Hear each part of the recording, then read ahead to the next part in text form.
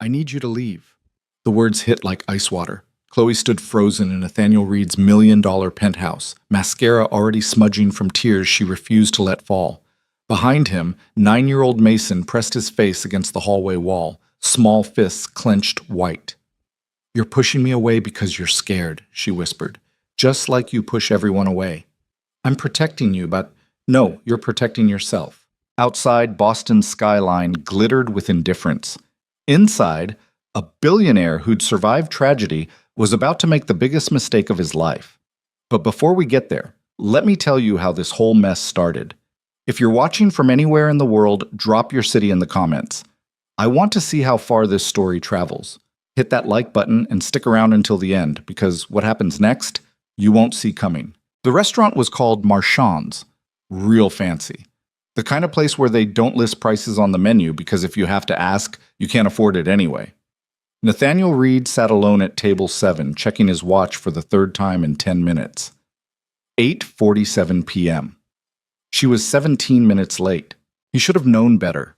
Blind dates were always a disaster, especially the ones his business partner Marcus set up with good intentions and terrible judgment. The last one had spent 2 hours talking about her Pilates instructor's transformative energy.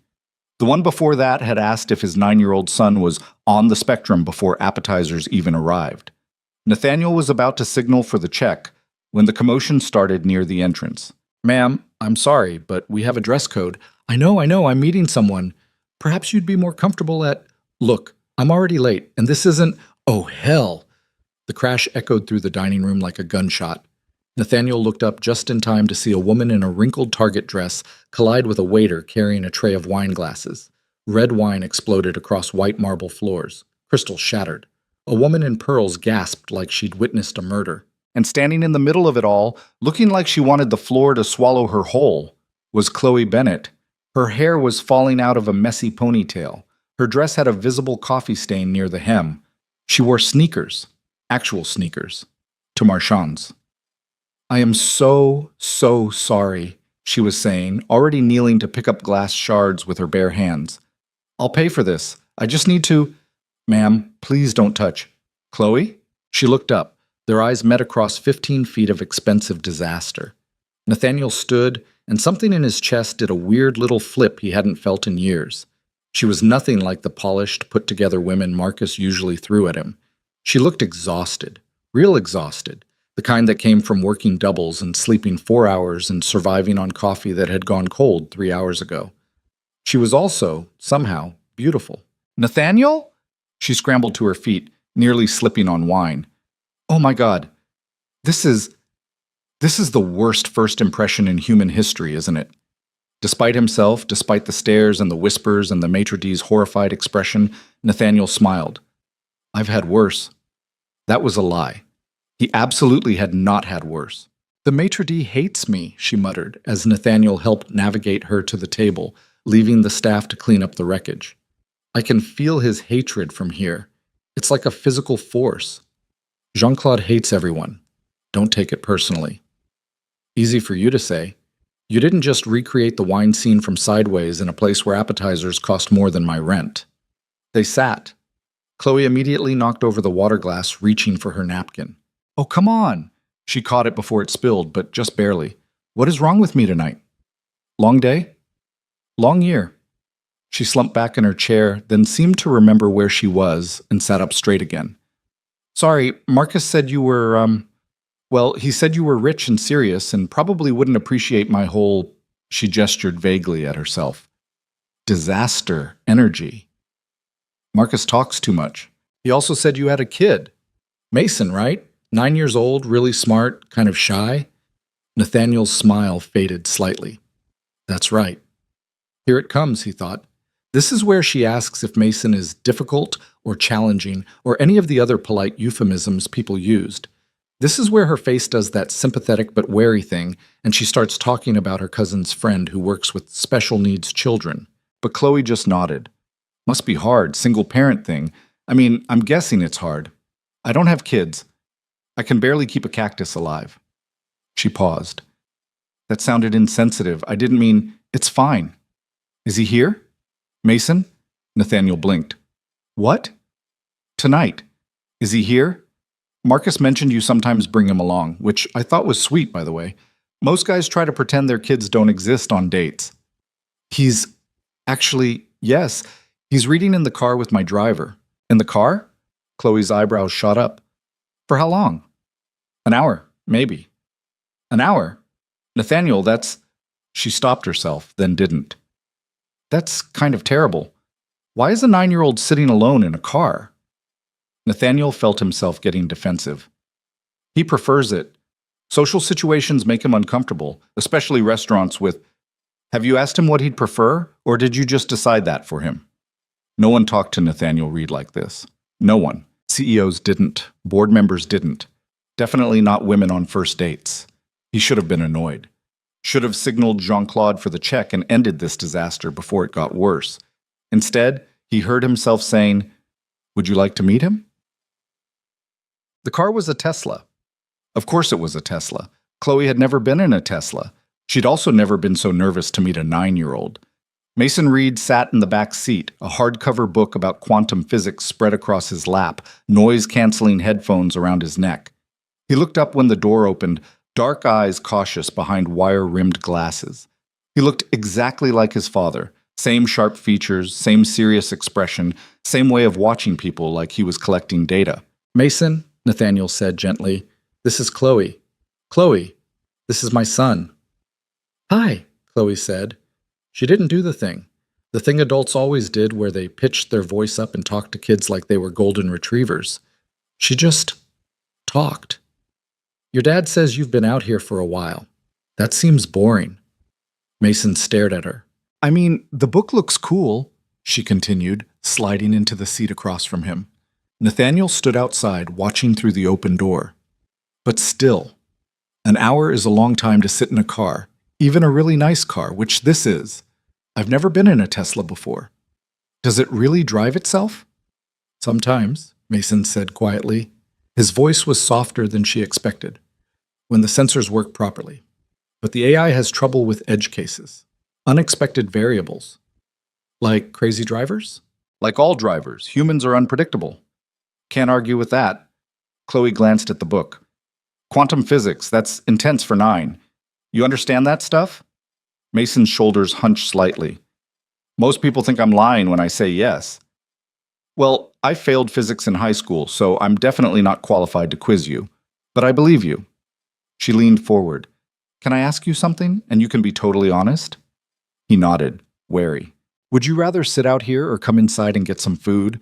Because I'm starving, and honestly, eating alone with your dad is kind of intimidating. He's very, she gestured vaguely, billionaire-y.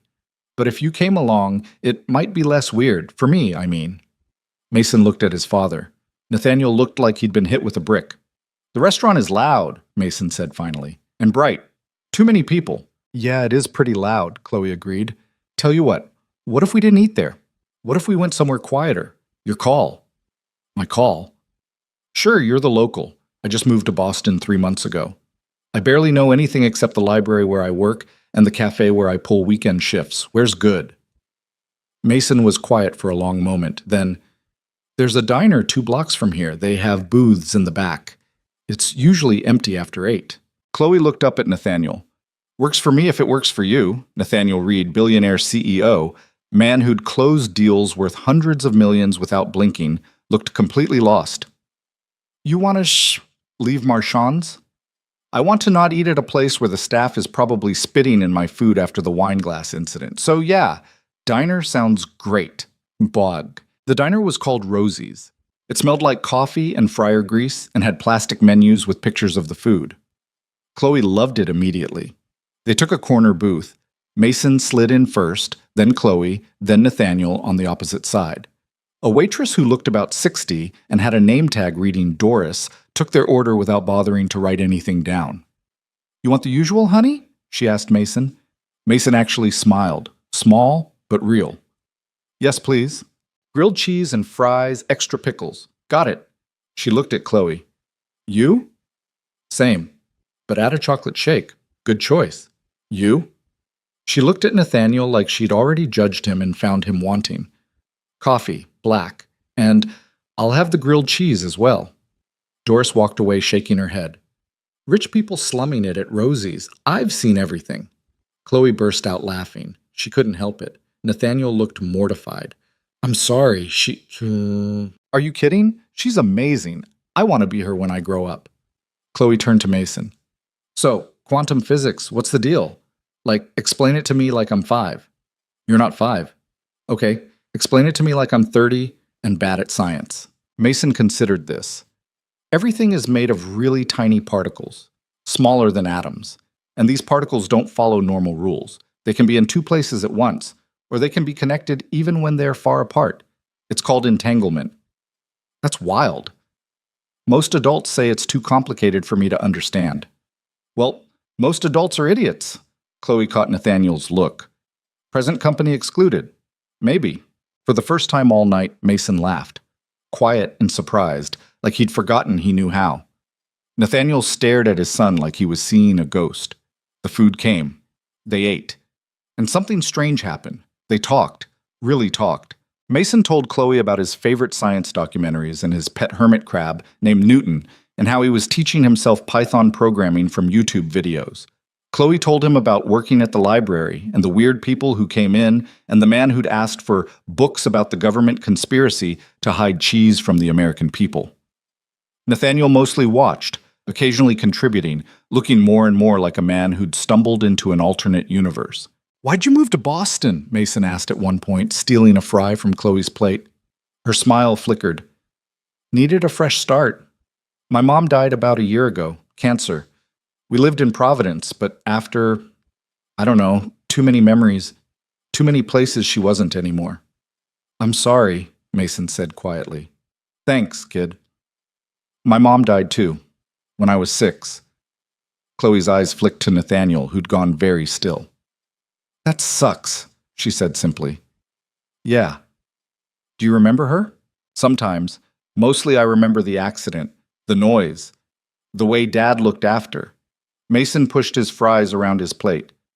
He got really quiet. He's still quiet. He thinks I don't notice, but I do. Mason, Nathaniel started. It's okay, Dad. Mason looked up at him. I know you're sad. It's okay to be sad. The silence that followed wasn't uncomfortable. It was just honest. Well, Chloe said eventually, this got heavy fast. Should we talk about something lighter? Like the inevitable heat death of the universe or something? Mason cracked another smile. They stayed at Rosie's for 2 hours. By the time they left, Mason was showing Chloe videos of his hermit crab on Nathaniel's phone, and Chloe was teaching Mason the proper way to dunk a fry in a milkshake. He likes you, Nathaniel said quietly, while Mason was in the bathroom. He doesn't open up like that. He's a good kid. He is, but most people don't see it. They see a weird, too smart 9-year-old who doesn't make eye contact and talks about particle physics. They get uncomfortable. Chloe shrugged. Their loss. Mason's interesting. Most adults are boring as hell. Nathaniel looked at her, really looked at her, the messy hair and the coffee-stained dress, and the exhaustion around her eyes. The way she'd spilled wine and knocked over water and said exactly what she thought without smoothing it over. Can I see you again? He asked. Chloe blinked. Really? Really? Even after I destroyed half of Marchand's and insulted you multiple times? Especially after that. She smiled. Yeah. Okay, yeah, I'd like that. When they dropped her off at her apartment in Alston, a 4th-floor walk-up in a building that had definitely seen better decades, Mason was already asleep in the back seat. Thank you, Nathaniel said, for tonight, for being a disaster. Real. Chloe's smile softened. Thanks for not running when I shattered all that crystal. I thought for sure you'd bail. I almost did. But you didn't. No, Nathaniel agreed. I didn't.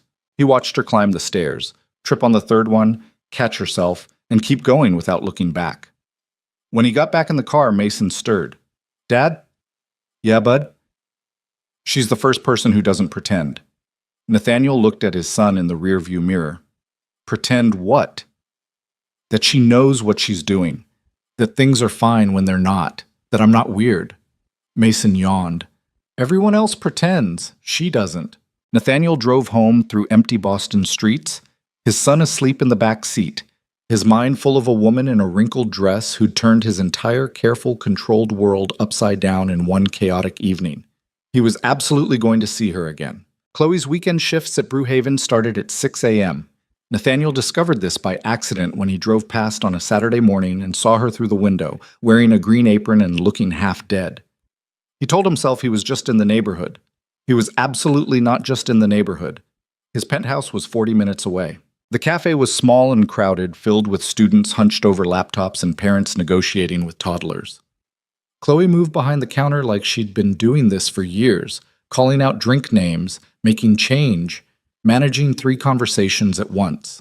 She didn't notice him until he reached the front of the line.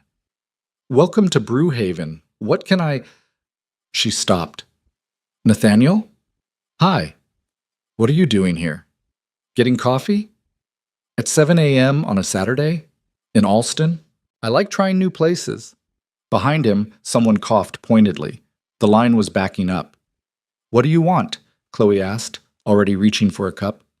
"Whatever you recommend." "I recommend going back to bed for 3 more hours, but that's not on the menu." She scribbled something on a cup. "You're getting a double shot Americano because you look like the kind of person who judges people who order flavored lattes." "I don't judge people who order flavored lattes."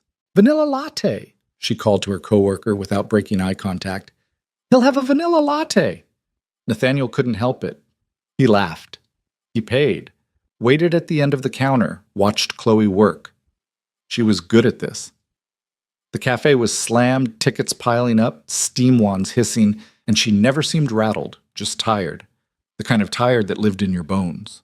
When she handed him the drink, their fingers brushed. "This is really a vanilla latte, isn't it?" he asked. Only one way to find out. It was. It was absolutely a vanilla latte. "When do you get off?" he asked. 2. "Can I take you to lunch?" Chloe hesitated. "I look like garbage. I smell like espresso. I haven't slept more than 5 hours in 3 days." "That's not an answer." "Why do you want to have lunch with me, Nathaniel?" "Because I haven't stopped thinking about you since Tuesday night. Because my son asked about you 3 times yesterday. Because—" He stopped. "Do I need more reasons?" She bit her lip. "One condition." "Name it." "No fancy restaurants. I can't afford another dry cleaning bill if I spill something." "Deal." Down. They ended up at a food truck near the Common. Chloe got a banh mi. Nathaniel got the same, mostly because he had no idea what it was and didn't want to admit it. "So," Chloe said around a mouthful of sandwich, "what's your deal?" "My deal?" "Yeah. Marcus said you're some big tech CEO guy. Read something corporation?" "Read Tech. We do data security and cloud infrastructure." "I have no idea what that means." "We protect companies' information, keep it safe from hackers." "Ah, so you're like a very expensive digital bodyguard." "Something like that." They walked, found a bench, sat in the October sun that was just warm enough if you didn't think about winter coming. "And Mason's mom?" Chloe asked carefully.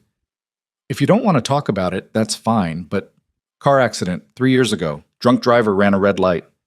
Nathaniel stared at his sandwich. "Mason was in the car. He doesn't remember much. Just the impact. The sound." Jesus. He stopped talking for 6 months after, completely nonverbal. The therapist said it was trauma response. When he finally started speaking again, he was different, more withdrawn, more in his own head. "And you?" Chloe asked quietly. "How were you?" No one ever asked him that. "I was, I don't know, angry, guilty. I was supposed to drive them that night, but I had a conference call that ran late. If I just—" "Don't." Chloe's hand found his. "Don't do the if-only thing. It'll eat you alive, trust me." "Is that what you did? After your mom?" "For about 6 months, yeah. I played the whole thing on repeat. If I'd noticed the symptoms earlier. If I'd pushed her to see a doctor sooner. If I'd been a better daughter, paid more attention, called more often." She squeezed his hand. "But here's the thing. It wouldn't have mattered. The cancer was stage 4 by the time we caught it. She had maybe 8 months from diagnosis to the end. And beating myself up didn't change that. It just made me miserable." "How'd you stop?" "I didn't, really. I just got better at living with it. Some days are easier than others. She finished her sandwich, crumpled the wrapper. Your turn. How'd you end up letting Marcus set you up on blind dates? He worries, says I work too much, that Mason needs stability. A mother figure. And what do you think? Nathaniel was quiet for a moment. I think Mason needs people who don't treat him like he's broken. And I think I stopped looking for anything real a long time ago. It was easier to just go through the motions. Was? Past tense. Chloe met his eyes. This is moving kind of fast. Is that a problem? I don't know yet. Ask me again in a week. Beg. The week turned into 2 weeks. 2 weeks turned into a month. Nathaniel found excuses to stop by Brew Haven. Chloe found excuses to text him articles about quantum physics for Mason. They met for lunch. Coffee. A movie neither of them paid attention to because they spent the whole time talking in whispers that got them shushed 4 times. Mason asked when Chloe was coming over. I don't know, bud. Can she come over? Maybe, if she's not busy. She works at the library on Tuesdays. You could ask her then. Nathaniel looked at his son. How do you know she works at the library on Tuesdays? You told me. Last week. I did? You talk about her a lot, Dad. And that's how Nathaniel ended up at the Brookline Public Library on a Tuesday afternoon, pretending to browse the new releases while watching Chloe help an elderly man figure out the printer. She wore jeans and a cardigan with a hole in the elbow. Her hair was in a bun held up with what looked like a pencil. She looked focused, patient, happy. When the man finally got his documents printed, all 17 pages, Chloe looked up and froze. Are you stalking me? I prefer the term strategically appearing in public places where you happen to work. That's definitely stalking. Mason wants to know if you'll come to dinner, at our place, this Friday. Chloe's eyebrows rose. Dinner at your place? I'll cook. You cook? I can operate a stove without burning down the building. That counts as cooking. Nathaniel Reed, Billionaire CEO, domesticating himself for a library worker from Alston. What will the society pages say? I don't care what they say. And looking at him, standing there in his expensive suit in the middle of the public library, Chloe believed him. Okay, she said. Friday, but if you actually cook, I'm bringing dessert. Fair warning, I'm a terrible baker. Whatever I bring will probably be a disaster. I'm starting to think disaster is your natural state. You're not wrong. Chloe brought brownies, or what were supposed to be brownies. They looked more like chocolate hockey pucks. I followed the recipe, she said defensively, standing in Nathaniel's penthouse foyer holding a sad Tupperware container. I don't understand what went wrong. Mason peered at them. Did you use baking soda or baking powder? There's a difference? Yeah, a chemical difference. Baking soda needs acid to activate. Baking powder has acid already in it. I have no idea which one I used. These are definitely baking soda without enough acid. Mason poked one. It didn't give. We can still eat them. Probably. The penthouse was enormous. Floor-to-ceiling windows overlooking Boston Harbor. Sleek modern furniture that looked expensive because it was. Kitchen with counters so clean Chloe was afraid to touch anything. And in the middle of it all, Nathaniel wearing an apron that said, "Kiss the cook." That was definitely a joke gift from someone. Marcus, he explained when he caught her staring. Last Christmas. It's perfect. Don't ever take it off. Dinner was pasta. Homemade sauce that actually smelled incredible. Salad. Garlic bread that Mason had helped make and was very proud of. They ate at the counter instead of the dining table because Mason said the dining room was too fancy and weird. Chloe immediately liked the kid even more. So, she said, twirling pasta, what's the coolest thing you learned this week? Mason didn't even hesitate. Octopuses have 3 hearts. 2 pump blood to the gills, 1 pumps it to the rest of the body. And their blood is blue because it has copper instead of iron. That's metal. It's actually copper-based hemocyanin. No, I mean, never mind. That's really cool, though. 3 hearts. Imagine having 3 hearts.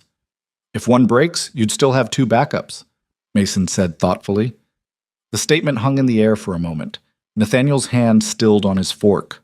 Yeah, Chloe said quietly. You would. After dinner, Mason showed Chloe his room.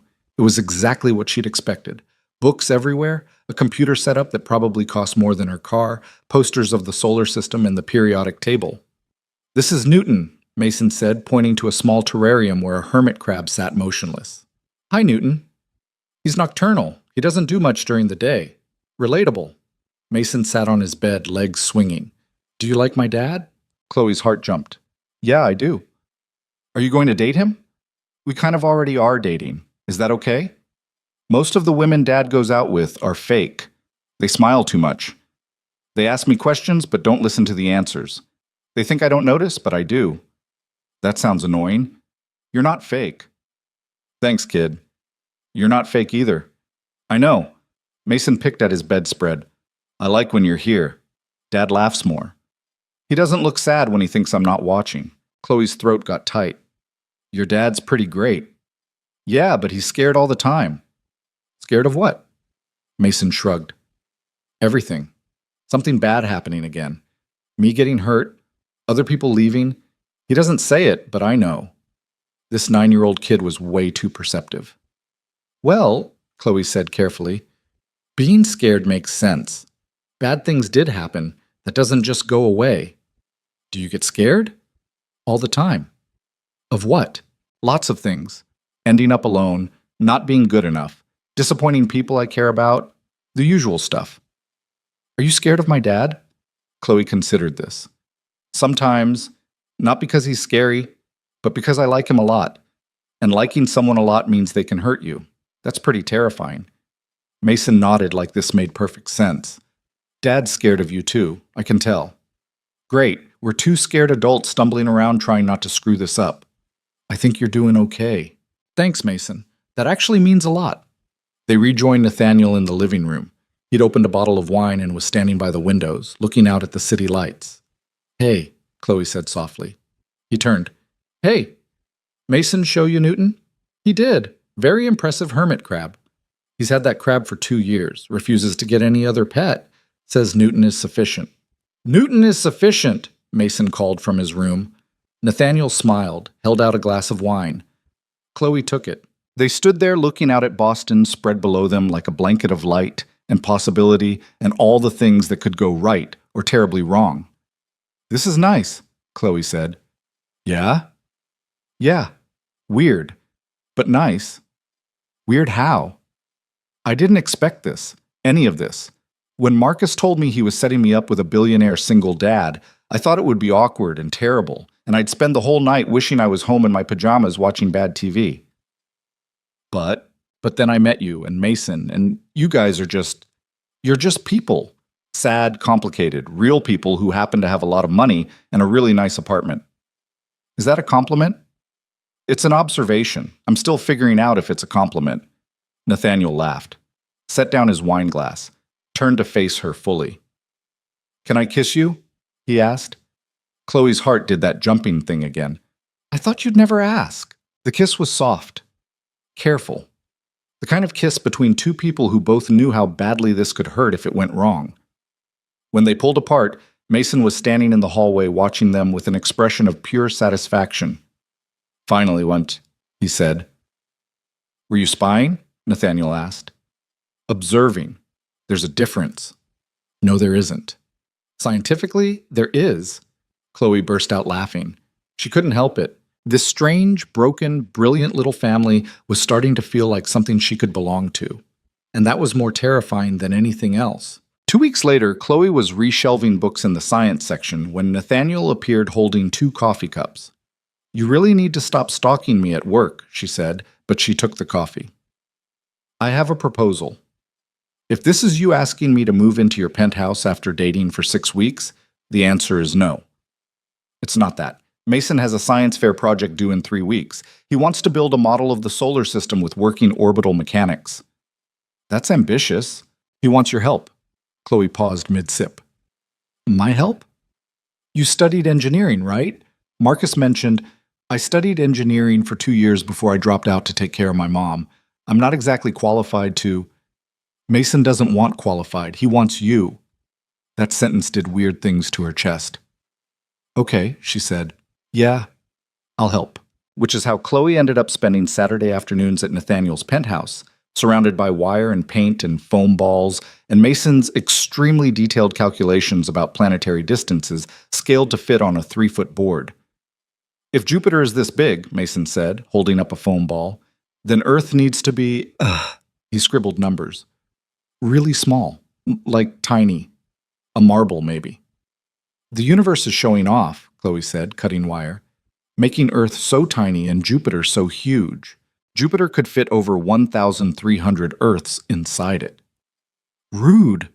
Nathaniel watched them from the kitchen counter, laptop open, trying to work but mostly just watching. Chloe had paint on her face. Mason was completely focused, explaining orbital mechanics with his hands. They moved around each other easily now, finishing each other's sentences. Comfortable. She'd been in his life for 2 months. It felt like longer. It felt like she'd always been there. Dad, Mason called. Can you hand me the blue paint? Nathaniel brought it over. Chloe looked up at him, smiled, went back to work. Something in Nathaniel's chest cracked open, the scared, locked-down part he'd built after Sarah died. The part that said loving anyone again was too dangerous, too risky, too much. He was falling for Chloe Bennett. No. That was wrong. He'd already fallen. It was late. Mason should have been asleep, but wasn't. Nathaniel found him in the living room, staring at the city lights. Can't sleep? I was thinking. About? Is Chloe going to stay? Nathaniel sat down beside his son. What do you mean?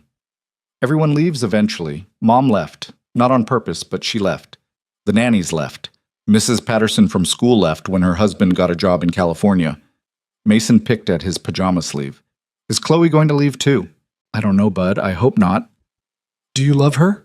The question hit like a punch. Nathaniel stopped, started over. Yeah, I think I do. Then you should tell her. It's not that simple. Why not? Because I'm terrified. Because the last time I loved someone this much, I lost her, and it nearly broke me. Because if I admit it out loud, it becomes real, and real things can be taken away. But he couldn't say that to his 9-year-old son. I don't want to scare her off, he said, instead. Mason looked at him with those 2 old eyes. I think you're the one who's scared. When did you get so smart? I've always been smart, Dad. You just started noticing. Nathaniel pulled his son close, kissed the top of his head. What if I mess this up? He whispered. Then you mess it up, but not trying is worse, right? Out of the mouths of babes. Or in this case, out of the mouth of one very perceptive 9-year-old who'd seen too much and understood even more. Right, Nathaniel agreed. Not trying is worse. He just had to figure out how to be brave enough to try. The solar system project took 3 weeks and looked like a disaster for most of it. Foam planets sat half-painted on newspaper spread across Nathaniel's dining table. Wire frameworks bent at odd angles refused to stay in place. Mason's calculations kept changing because he'd decided mid-project that he wanted accurate orbital speeds, which meant adding a motor mechanism nobody had planned for. This is getting complicated, Chloe said, squinting at Mason's latest sketch. Science is complicated, Mason replied, not looking up from his work. Yeah, but this is a 4th-grade science fair, not NASA. NASA would do it, right? NASA has a $1 billion budget and engineers with actual degrees. We have duct tape and spray paint. Nathaniel walked in carrying Chinese takeout. It had become their routine. Saturday afternoons working on the project, dinner together, Chloe staying late enough that leaving felt strange. She'd started keeping a toothbrush in the guest bathroom, a change of clothes in the closet, small things that neither of them acknowledged out loud because acknowledging them meant admitting this was becoming something real and permanent and terrifying. How's it going? Nathaniel asked, setting down the food. Mason held up a bent coat hanger. We're problem solving. That's code for nothing's working, Chloe translated. They ate straight from the containers, sitting on the floor because the table was covered in project supplies. Mason explained his motor plan between bites of lo mein. Chloe pointed out the 17 reasons it wouldn't work. Nathaniel suggested simplifying. Mason looked personally offended by the concept of simplification. I'm going to make it work, the kid insisted. Your confidence is admirable, Chloe said. Your plan is still terrible. You sound like Dad. I'm going to choose to take that as a compliment. Nathaniel's phone buzzed. He glanced at it, frowned. Work? Chloe asked. Marcus. Wants to know if I'm coming to some charity gala next month. I forgot I said maybe. Are you going? I hate those things. He probably needs the moral support, or a designated driver, or someone to stop him from bidding on terrible art? All of the above. Nathaniel looked at her carefully. Would you want to come with me? The room went quiet. Mason stopped eating. Chloe's fork paused halfway to her mouth. To a charity gala, she said slowly. It's black tie. Open bar. Mediocre food served on tiny plates. Generally terrible. You're really selling it. I just thought you could meet some people. See that part of my life if you wanted. What he wasn't saying was louder than what he was. Meeting people meant being seen together publicly. It meant introducing her as his girlfriend, not just some woman he was casually seeing. It meant the Boston society crowd would know about her, talk about her, judge her. Chloe set down her fork. I don't have anything to wear to something like that. We can fix that. Nathaniel, I can't afford a dress that costs... I didn't ask if you could afford it. I asked if you wanted to come. That's not the same thing. Isn't it? Mason watched them like he was observing a tennis match. I don't fit into that world, Chloe said quietly. I'm a library assistant who serves coffee on weekends. Those people will take one look at me and know I don't belong. I don't care what those people think. Maybe you should. Why? Because you have a company to run, a reputation, a son who has to grow up in this city, and showing up with some broke nobody from Alston isn't going to help any of that. Nathaniel's jaw tightened. Don't do that. Do what? Talk about yourself like you're less than you are. You're not some broke nobody. You're smart and kind, and Mason loves you, and He stopped, swallowed. I want you there. That's all that matters. The words hung in the air between them. Mason had gone very still. Chloe looked down at her hands. Okay. I'll go. But if I embarrass you, you won't. You don't know that. Yeah, I do. Mason cleared his throat. Can we finish eating? The lo mein's getting cold. The moment broke. They went back to dinner, but something had shifted. Chloe felt it in her chest, heavy and warm and scary. After Mason went to bed, she helped Nathaniel clean up. They moved around the kitchen in comfortable silence, loading the dishwasher, wiping down counters. You didn't have to invite me to that thing, Chloe said eventually. I wanted to. Why? Nathaniel turned to face her. Because I'm tired of keeping parts of my life separate. Work in one box, Mason in another, you in another. I don't want boxes anymore. That's a very emotionally mature thing to say. My therapist would be proud. You have a therapist? Had. After Sarah died. Mason and I both went for about a year. He leaned against the counter. She said I compartmentalize to avoid processing feelings. Apparently it's a common trauma response. And she was right. But knowing something and changing it are different things. Chloe moved closer. Are you trying to tell me something? I'm trying to tell you that you're not in a box anymore. He searched for words. You're everywhere. In my head, in this apartment, in the way Mason talks about you, in every plan I make for the future. That's kind of intense for 4 months of dating. I know. It doesn't scare you. It terrifies me. Good. She kissed him, soft and quick. Because it terrifies me too. They stood there in his expensive kitchen with the city glittering outside and Mason asleep down the hall and the solar system project half finished on the dining table. It felt like standing on the edge of something huge and unavoidable. I should go, Chloe said, but she didn't move. You could stay. Mason's here. I have guest rooms. That feels like a slippery slope. Probably. Nathaniel tucked a strand of hair behind her ear. Stay anyway. She stayed. Nothing happened. She slept in the guest room and woke up to the smell of pancakes and Mason arguing with Nathaniel about the correct ratio of chocolate chips to batter. She borrowed a t-shirt and joined them in the kitchen, and it felt so normal it hurt. This was what she'd been missing her whole life. Not the money or the penthouse or the nice things, just this. People who wanted her around, a place that felt like home. The science fair was on a Wednesday. Chloe took the afternoon off work, which her boss wasn't happy about but allowed because Chloe never asked for time off. Nathaniel rearranged his entire schedule. Mason was a bundle of nerves disguised as scientific confidence. It's going to be fine, Chloe told him in the car. The motor mechanism is unstable. It worked this morning. This morning isn't now. Variables change. What if it breaks during judging? Then we'll fix it. What if we can't? Then your project will be a solar system without moving parts, which is still better than 90% of what's there. Kid, breathe. You're going to give yourself a panic attack. Mason took a shaky breath. Nathaniel met Chloe's eyes in the rearview mirror, grateful.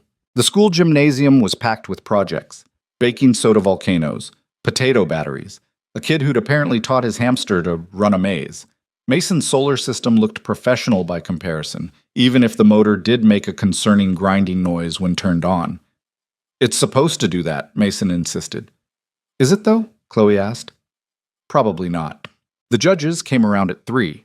2 women and a man, all wearing lanyards and carrying clipboards and looking very serious about 4th grade science. Mason explained his project clearly, talked about orbital mechanics and scale distances and how he'd calculated the rotation speeds. He didn't mention the motor grinding or the fact that Mars kept falling off its wire. Did you have help with this? One of the judges asked. Yes. My dad and Chloe helped me build it, but I did all the calculations and the design myself. And who's Chloe? My dad's girlfriend, Mason said without hesitation. Chloe's heart skipped. She glanced at Nathaniel, who looked equally surprised. They'd never actually defined what they were. Girlfriend felt too small and too big at the same time. The judges moved on. Mason sagged with relief. You did great, Chloe told him.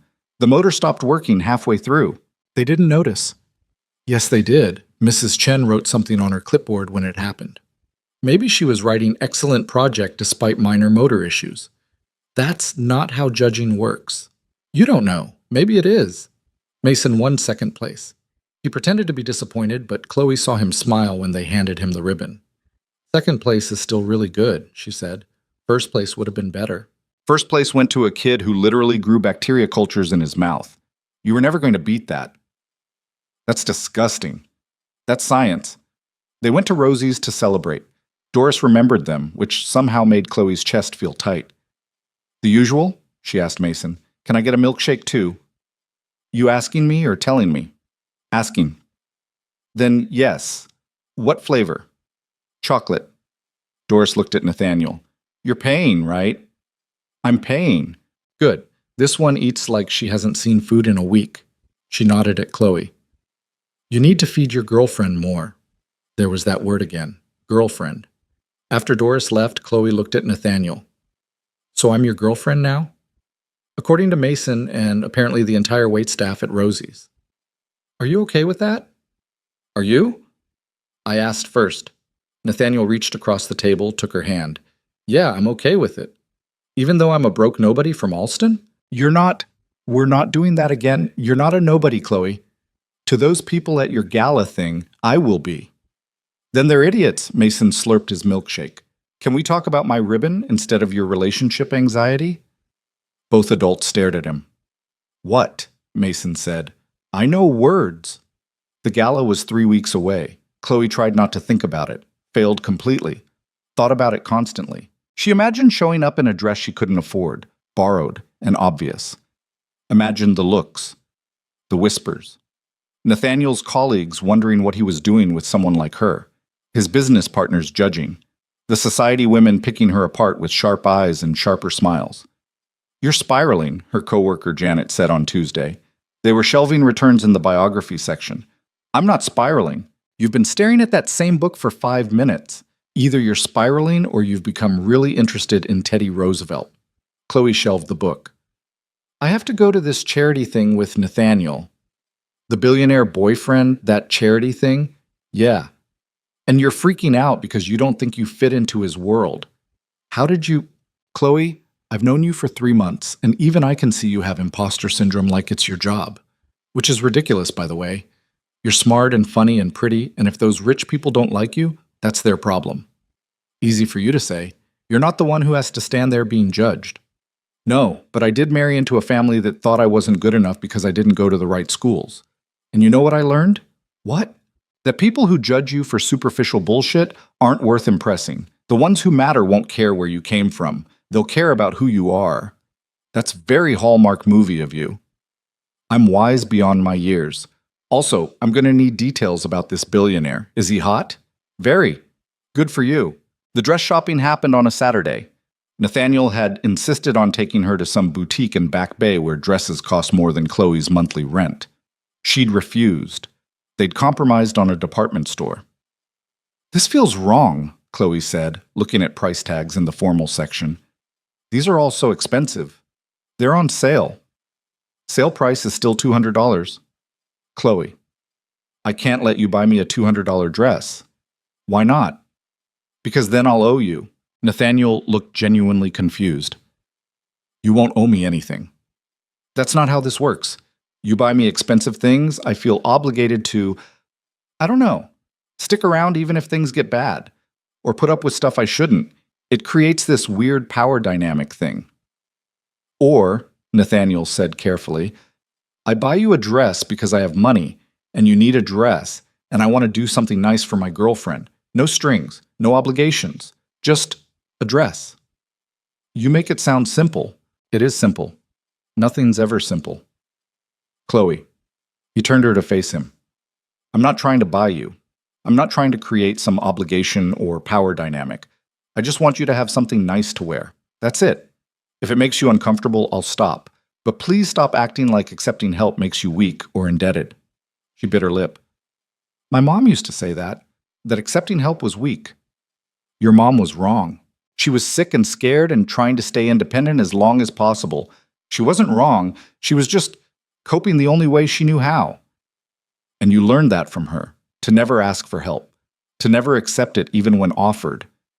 "I guess," Nathaniel kissed her forehead, "you can unlearn it. It's okay to let people help you." They found a dress. Dark blue, simple, elegant without being over the top. It fit perfectly and cost $150 on sale, and Chloe only argued for 10 minutes before letting Nathaniel buy it. "Happy?" she asked. "Getting there.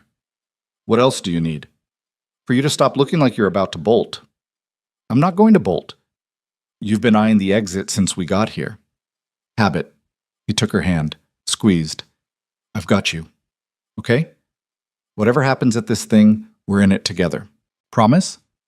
"Promise." 2 weeks before the gala, Chloe's boss asked her to come in early for a meeting. Her stomach dropped. Early meetings were never good. Patricia Miller was 60, efficient, and generally fair but not warm. She ran the library like a ship and expected her crew to perform. "Sit," Patricia said, gesturing to the chair across from her desk. Chloe sat. "I'm going to be direct. I've noticed you've been distracted lately, taking time off, leaving early, your mind somewhere else. I'm sorry, I'm not finished. I've also noticed that the children's reading program has better attendance than it's had in 5 years. The teen homework help sessions are fully booked. You've reorganized the entire reference section, and it actually makes sense now. So while you've been distracted, you've also been our best performer." Chloe blinked. "Oh, the board wants to expand our community outreach programs. I recommended you to head the initiative. It would mean more hours, better pay, actual benefits instead of the part-time scraps you're getting now. Interested?" Yes, absolutely." "Good. You start next month. We'll work out the details." Patricia paused. "Whatever's distracting you, it seems to be working. Keep it up." Chloe left the office in a daze. More money, benefits, a real position instead of part-time temporary status. She called Nathaniel immediately. "They promoted me." "What?" "Well, not promoted exactly, but close enough. Real hours. Better pay. I can finally quit the cafe." "Chloe, that's amazing." "I know, I can't believe it. I thought she was going to fire me." "Why would she fire you?" "Because I've been a mess lately. Because I took that afternoon off for Mason's science fair. Because I've been showing up late and leaving early and still doing great work, apparently." "Apparently." She could hear the smile in his voice. "We should celebrate." "Can't. I have to work tonight." "After. Come over after. Mason's at a sleepover. We'll have the place to ourselves." Something in his tone made her stomach flip. "Nathaniel Reed, are you propositioning me?" "Is it working?" "Maybe." "Come over. I'll order from that Thai place you like. We'll celebrate properly." She came over. They ate Thai food on the couch and drank wine and talked about everything and nothing. And when Nathaniel kissed her, she kissed back. And when he asked if she wanted to stay, she said yes. She woke up in his bed, sunlight streaming through floor-to-ceiling windows. Nathaniel's arm around her waist. For the first time in longer than she could remember, Chloe felt happy. Not just okay, not just surviving, actually genuinely happy. Morning, Nathaniel mumbled into her hair. Morning. How'd you sleep? Really well. Your bed is obscenely comfortable. It should be. It costs more than most people's cars. That's disgusting. But you're not getting out of it, are you? Absolutely not. They stayed there for another hour, talking in soft voices, watching the city wake up below them. Chloe told him about her mom, about nursing her through chemo and radiation and the awful slow decline after, about dropping out of school and giving up her dreams and not regretting it because what else could she have done? Nathaniel told her about Sarah, about their complicated marriage, and the fights they'd hidden from Mason, and the guilt he still carried because the last thing they'd argued about before she died was something stupid, something he couldn't even remember now. We weren't perfect, he said quietly. People think we were. The grieving widower and his lost perfect wife, but we weren't. We were just two people who loved each other and fought sometimes, and were trying to figure it out when we ran out of time. Do you still love her? Part of me always will. She's Mason's mom, but it's different now, less sharp, more like... He searched for words, like looking at an old photograph. You remember the moment, but you're not in it anymore. And now? Now I'm here, with you, and I don't want to be anywhere else. Chloe's throat got tight. I'm falling for you, like really falling, and it scares the hell out of me. Yeah? Yeah. Because people I love tend to leave, and I don't know if I could survive losing you too. Nathaniel pulled her closer. I'm not going anywhere. You can't promise that. No, but I can promise to try, to show up, to not run when things get hard. That's all I can ask for. They kissed again, and this time it felt less like the beginning of something and more like the middle. Like they'd already passed the point of no return and were just acknowledging it now. The gala crept closer. Chloe tried on the dress 3 times to make sure it still fit. Practiced walking in heels she'd borrowed from Janet. Watched YouTube videos about small talk and etiquette and how to hold a wine glass properly. You're overthinking this, Mason said one afternoon. They were working on his homework at the dining table while Nathaniel was at the office. I'm preparing. You're spiraling, Chloe. It's just a party. It's not just a party. It's your dad's world, his colleagues and business partners and all these important people who are going to judge whether I'm good enough to be with him. Who cares what they think? Your dad should care. His reputation matters. His happiness matters more. Mason set down his pencil. You make him happy. I've never seen him like this. He smiles now. He laughs. He doesn't work until midnight every night. That's because of you. Mason, I'm not dumb. I know people are going to be mean. Rich people are usually mean to people who don't have money. But Dad doesn't care about that. And neither should you. When did you get so wise? I've always been wise. You just started listening. Chloe laughed despite herself. Fair point. The night before the gala, she couldn't sleep. Kept thinking about all the ways it could go wrong. How she'd say the wrong thing, or wear the dress wrong, or use the wrong fork, or just generally prove to everyone that she didn't belong. Her phone buzzed at 2 a.m. Nathaniel. You awake? Chloe. Unfortunately. Nathaniel. Nervous? Chloe. Terrified. Nathaniel. Me too. Chloe. You? Why? Nathaniel. Because I'm bringing someone I care about into a room full of sharks, and I can't protect you from all of them. Chloe. I don't need protecting Nathaniel. I know. Doesn't stop me from wanting to. Chloe. We'll be fine. Nathaniel. Promise? Chloe. No, but we'll survive it. Probably. Nathaniel. Good enough for me. Get some sleep. Chloe. You too. Nathaniel. See you tomorrow. You're going to be beautiful. Chloe. You're biased, Nathaniel. Completely. Still true. She fell asleep smiling, phone still in her hand, less afraid than she'd been all week. Tomorrow would be hard. Tomorrow she'd walk into Nathaniel's world and face judgment and whispers and all the ways she didn't fit. But tomorrow she wouldn't be alone. And somehow that made all the difference. The car service picked her up at 6. Chloe had spent 2 hours getting ready, which was 90 minutes longer than she'd ever spent on her appearance in her entire life. The blue dress fit perfectly. Her hair was up in a style she'd watched 3 YouTube tutorials to achieve. She wore makeup. Actual makeup, not just the mascara she swiped on for work sometimes. She looked in the mirror and barely recognized herself. The driver was professional and silent, which Chloe appreciated because she was too nervous to make small talk. They drove through Boston as the sun set, turning buildings into gold and shadow. The hotel where the gala was being held was in the financial district, all glass and steel and the kind of understated elegance that screamed money. Nathaniel was waiting in the lobby. He wore a tuxedo like he'd been born in one, and when he saw her, something in his expression shifted. "Wow," he said. "Is that a good wow or a what have you done to yourself wow?" "Definitely good. You look incredible." "I feel like I'm wearing a costume." "You're not. You look like you." He took her hand, kissed her knuckles.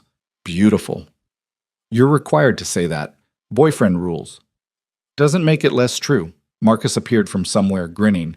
"There she is, the woman who finally got this workaholic to take a night off." "Hi, Marcus. You clean up nice, Bennett. Almost didn't recognize you without coffee stains." "I'm saving those for later. Really make an impression." Marcus laughed. He was with a date, too. A tall woman with perfect posture and a dress that probably cost more than Chloe's car. Her name was Victoria, and she worked in finance, and she looked at Chloe with the kind of polite interest that didn't quite reach her eyes. "Shall we?" Nathaniel said, offering his arm. Chloe took it. Her heels clicked on marble floors. They passed through massive doors into a ballroom that looked like something out of a movie. Crystal chandeliers, tables draped in white and gold, a string quartet playing something classical in the corner, people everywhere, all of them dressed like they'd stepped out of a magazine spread. Chloe's stomach dropped. "Breathe," Nathaniel murmured. "I'm breathing." "You're holding your breath," she exhaled. "Better?" "Getting there." They found their table. 8 seats, assigned seating based on some system Chloe didn't understand. Nathaniel pulled out her chair. She sat, trying to remember all the etiquette rules she'd crammed the night before. Napkin in lap. Multiple forks meant start from outside and work your way in. Don't drink too much. Smile. Be polite. Don't embarrass him. The other people at their table arrived gradually. A couple in their 50s who owned a tech startup. A venture capitalist named Derek, who looked like he'd never smiled in his life. A woman named Cassandra, who wore diamonds like armor and introduced herself as the chair of some committee Chloe had never heard of. "And you are?" Cassandra asked, looking at Chloe with sharp eyes. "Chloe Bennett." "And what do you do, Chloe?" Here it was. The question she'd been dreading. "I work at the Brookline Public Library. Community outreach."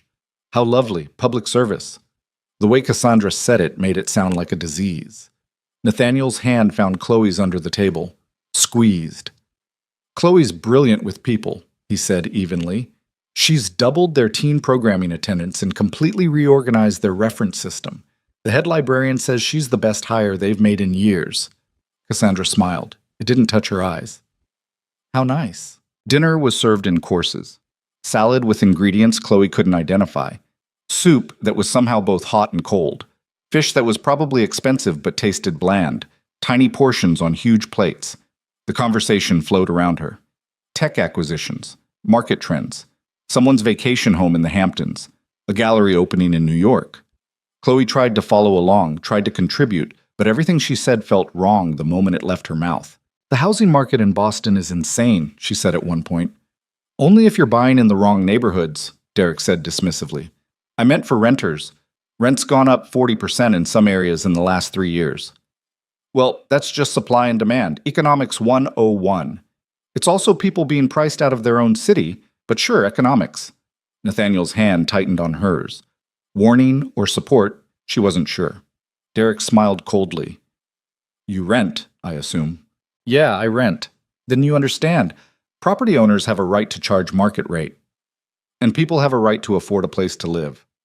If you can't afford Boston, move somewhere cheaper."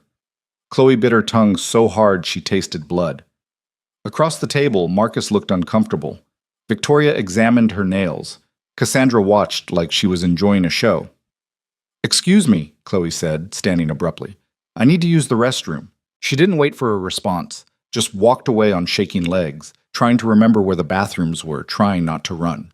The ladies' room was empty. Thank God. Chloe braced herself against the sink, breathing hard. This was a mistake. She didn't belong here. These people with their vacation homes and their dismissive smiles and their casual cruelty dressed up as economics. Nathaniel fit here. He spoke their language, wore their uniform, understood the rules of a game Chloe hadn't even known existed until tonight. The door opened. A woman walked in. Older, maybe 60, wearing a silver dress and an expression of concern. "Are you all right, dear?" "I'm fine." "You don't look fine. You look like you're about to either cry or punch something." Chloe laughed wetly. "Both, maybe both." "First time at one of these things? That obvious?" "You have the look. I had it too 40 years ago when my husband first dragged me to one. I was a school teacher from Dorchester. These people made me feel like dirt on their expensive shoes." "What did you do?" "Survived. Then I went home and told my husband if he ever made me go to another one, I'd divorce him." The woman smiled. "We compromised. I go to 2 a year. He suffers through family dinners with my very loud Irish Catholic relatives. Marriage is negotiation." "I'm not married." "Not yet, maybe. But you're here with someone who cares about you, or you wouldn't be this upset. Men like the one you're with don't bring just anyone to these things." "How do you know who I'm with?" "But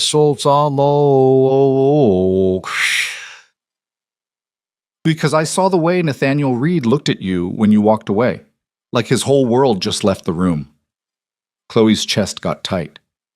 "Here's what I've learned," the woman continued. "These people, most of them are miserable. They have money and status and beautiful things, but they're not happy. They judge because it makes them feel superior. They attack because they're threatened. Don't let them make you small." "I don't know how to be big." "Yes, you do. You just have to remember that their opinion doesn't define your worth. You define your worth." The woman left. Chloe fixed her makeup, straightened her dress, took 3 deep breaths. She could do this. Just a few more hours. Then she could go home and put on sweatpants and never think about Derek's smug face again. When she got back to the table, Nathaniel immediately stood. "Are you okay?" "Fine." "Chloe, I'm fine, really." But she wasn't, and he knew it. The speeches started after dinner. The charity was for children's hospitals, which was at least a good cause, even if the people donating probably wrote it off on their taxes. A CEO got up and talked about giving back. A doctor showed slides of kids in hospital beds. Someone auctioned off a weekend in Napa that went for $30,000. Chloe excused herself to get a drink from the bar. She needed air, space, a minute to not smile and nod and pretend she belonged. The bar was quieter. She ordered a glass of wine, leaned against the polished wood, watched the gala continue without her. Escaping? She turned. A man in his 40s, handsome in that polished way rich men usually were. He smiled like he was used to getting what he wanted. "Just needed a break," Chloe said. "These things are exhausting." "I'm James." He offered his hand. She shook it. "Chloe, I know you're with Nathaniel Reed. Word travels fast. Small world, high society Boston. Everyone knows everyone's business." James ordered a scotch. "So how'd you meet? You're not the usual type he brings around." "What's the usual type?" "Investment bankers, lawyers, women who speak fluent corporate and look good at board meetings." "I'm a librarian." "I know, I asked around." Something about his tone made Chloe's skin prickle. "Why?"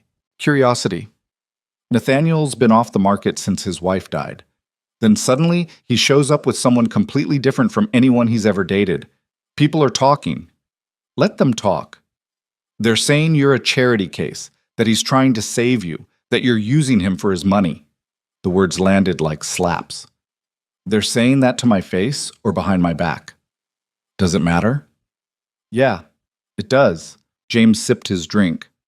"Look, I don't mean to be cruel, just giving you a heads up. This world, it's brutal to outsiders. Nathaniel's a good guy, but he's also a billionaire CEO with a company to run and a reputation to protect. Eventually, he's going to realize that having a girlfriend who works at a library and can't hold her own at a dinner party is a liability. Fuck you." James blinked. "Excuse me? You heard me? Fuck you. You don't know anything about me or Nathaniel or what we have. And you standing here pretending to be helpful while you tear me down? That's not concern. That's just you being an asshole. I'm trying to do... I don't care what you're trying to do. Leave me alone." She walked away, heart pounding, hands shaking. Found the bathroom again.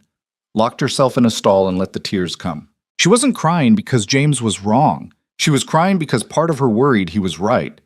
When she finally emerged, mascara repaired for the second time that night, Nathaniel was waiting outside the bathroom. Chloe, how long have you been standing here? 5 minutes. I saw you talking to James Pritchard, and then you ran off, and I thought... He stopped. What did he say to you? Nothing. That's not nothing. You're upset. I'm fine. Stop saying that. You're not fine. You haven't been fine all night. Talk to me. Not here. Then let's go. We can't leave. The gala isn't over. I don't care. Nathaniel, these are your people, your colleagues. You can't just watch me. He took her hand and pulled her toward the exit. Past the ballroom, past the bar, past the people who stared and whispered. Out into the cool November night, where the air didn't smell like expensive perfume and judgment. The car was waiting. Nathaniel gave the driver an address, and they pulled away from the hotel, away from the gala, away from everything. I'm sorry, Chloe said quietly. For what? For making you leave. For not fitting in. For being exactly what everyone probably thinks I am. Which is what? Some poor girl who doesn't belong in your world. Nathaniel turned to face her. Do you want to know what I see when I look at you? Not really. Too bad. I see someone brave enough to show up to something terrifying because I asked her to. I see someone who called Derek on his bullshit about housing when everyone else just nodded along. I see someone who makes my son laugh and challenges me to be better and doesn't take my crap when I'm being difficult. Nathaniel. I don't care what James Pritchard or Cassandra, whatever her name is, or anyone else in that room thinks. They don't matter. You matter. This matters. He gestured between them. Everything else is just noise. But it affects you, your reputation, your business relationships. My business relationships will survive me dating someone who works at a library. And if they don't, then I don't want them anyway. You say that now, but eventually... Eventually what? Eventually I'll realize that I need someone who fits perfectly into a world I barely tolerate. Someone who says the right things and wears the right clothes and doesn't challenge me or make me feel anything real. He shook his head. I had that with Sarah. We looked perfect on paper, came from the same background, understood the same social rules, and we were miserable half the time because we were both pretending to be something we weren't. You loved her. I did. But not the way I love... He stopped, swallowed. Not the way I feel about you. The world tilted. What? You heard me. Nathaniel, you can't just... I love you. I've been in love with you since you knocked over that water glass at Marchand's and didn't apologize. You just laughed. Since you told Mason the truth instead of what you thought he wanted to hear. Since you showed up to his science fair on your day off and helped him fix his motor when it broke. I love you, Chloe. And if that scares you, tough. I'm done pretending I don't. Chloe couldn't breathe, couldn't think, could only stare at this man who'd just blown her entire world apart with 3 words. This is too fast, she managed. Probably. We've only been together 5 months. I know. You barely know me. I know enough. Nathaniel, you don't have to say it back. I just needed you to know. Needed you to understand that tonight, all that bullshit in there, it doesn't change how I feel. It doesn't make me second-guess this. If anything, watching you handle those people, watching you stand up to Derek even when your hands were shaking under the table, just made me more sure. I didn't handle them. I ran away twice. You survived. In a room designed to make you feel small, you survived. That's not nothing. The car pulled up to her building. Chloe stared at the familiar crooked front steps, the window with the broken blind, the world she'd inhabited before Nathaniel Reed crashed into it. I can't do this, she said quietly. Nathaniel went still. What? This. Us. Your world. I can't keep showing up to places where people look at me like I'm some charity project you're trying to save, where every conversation is a test I'm failing, where I have to constantly prove I'm good enough to be with you. I don't need you to prove anything, but everyone else does, and eventually you're going to get tired of defending me, of explaining why you're with someone so far below your tax bracket, of dealing with the whispers and the judgment and all of it. No, I won't. Yes, you will. And then what?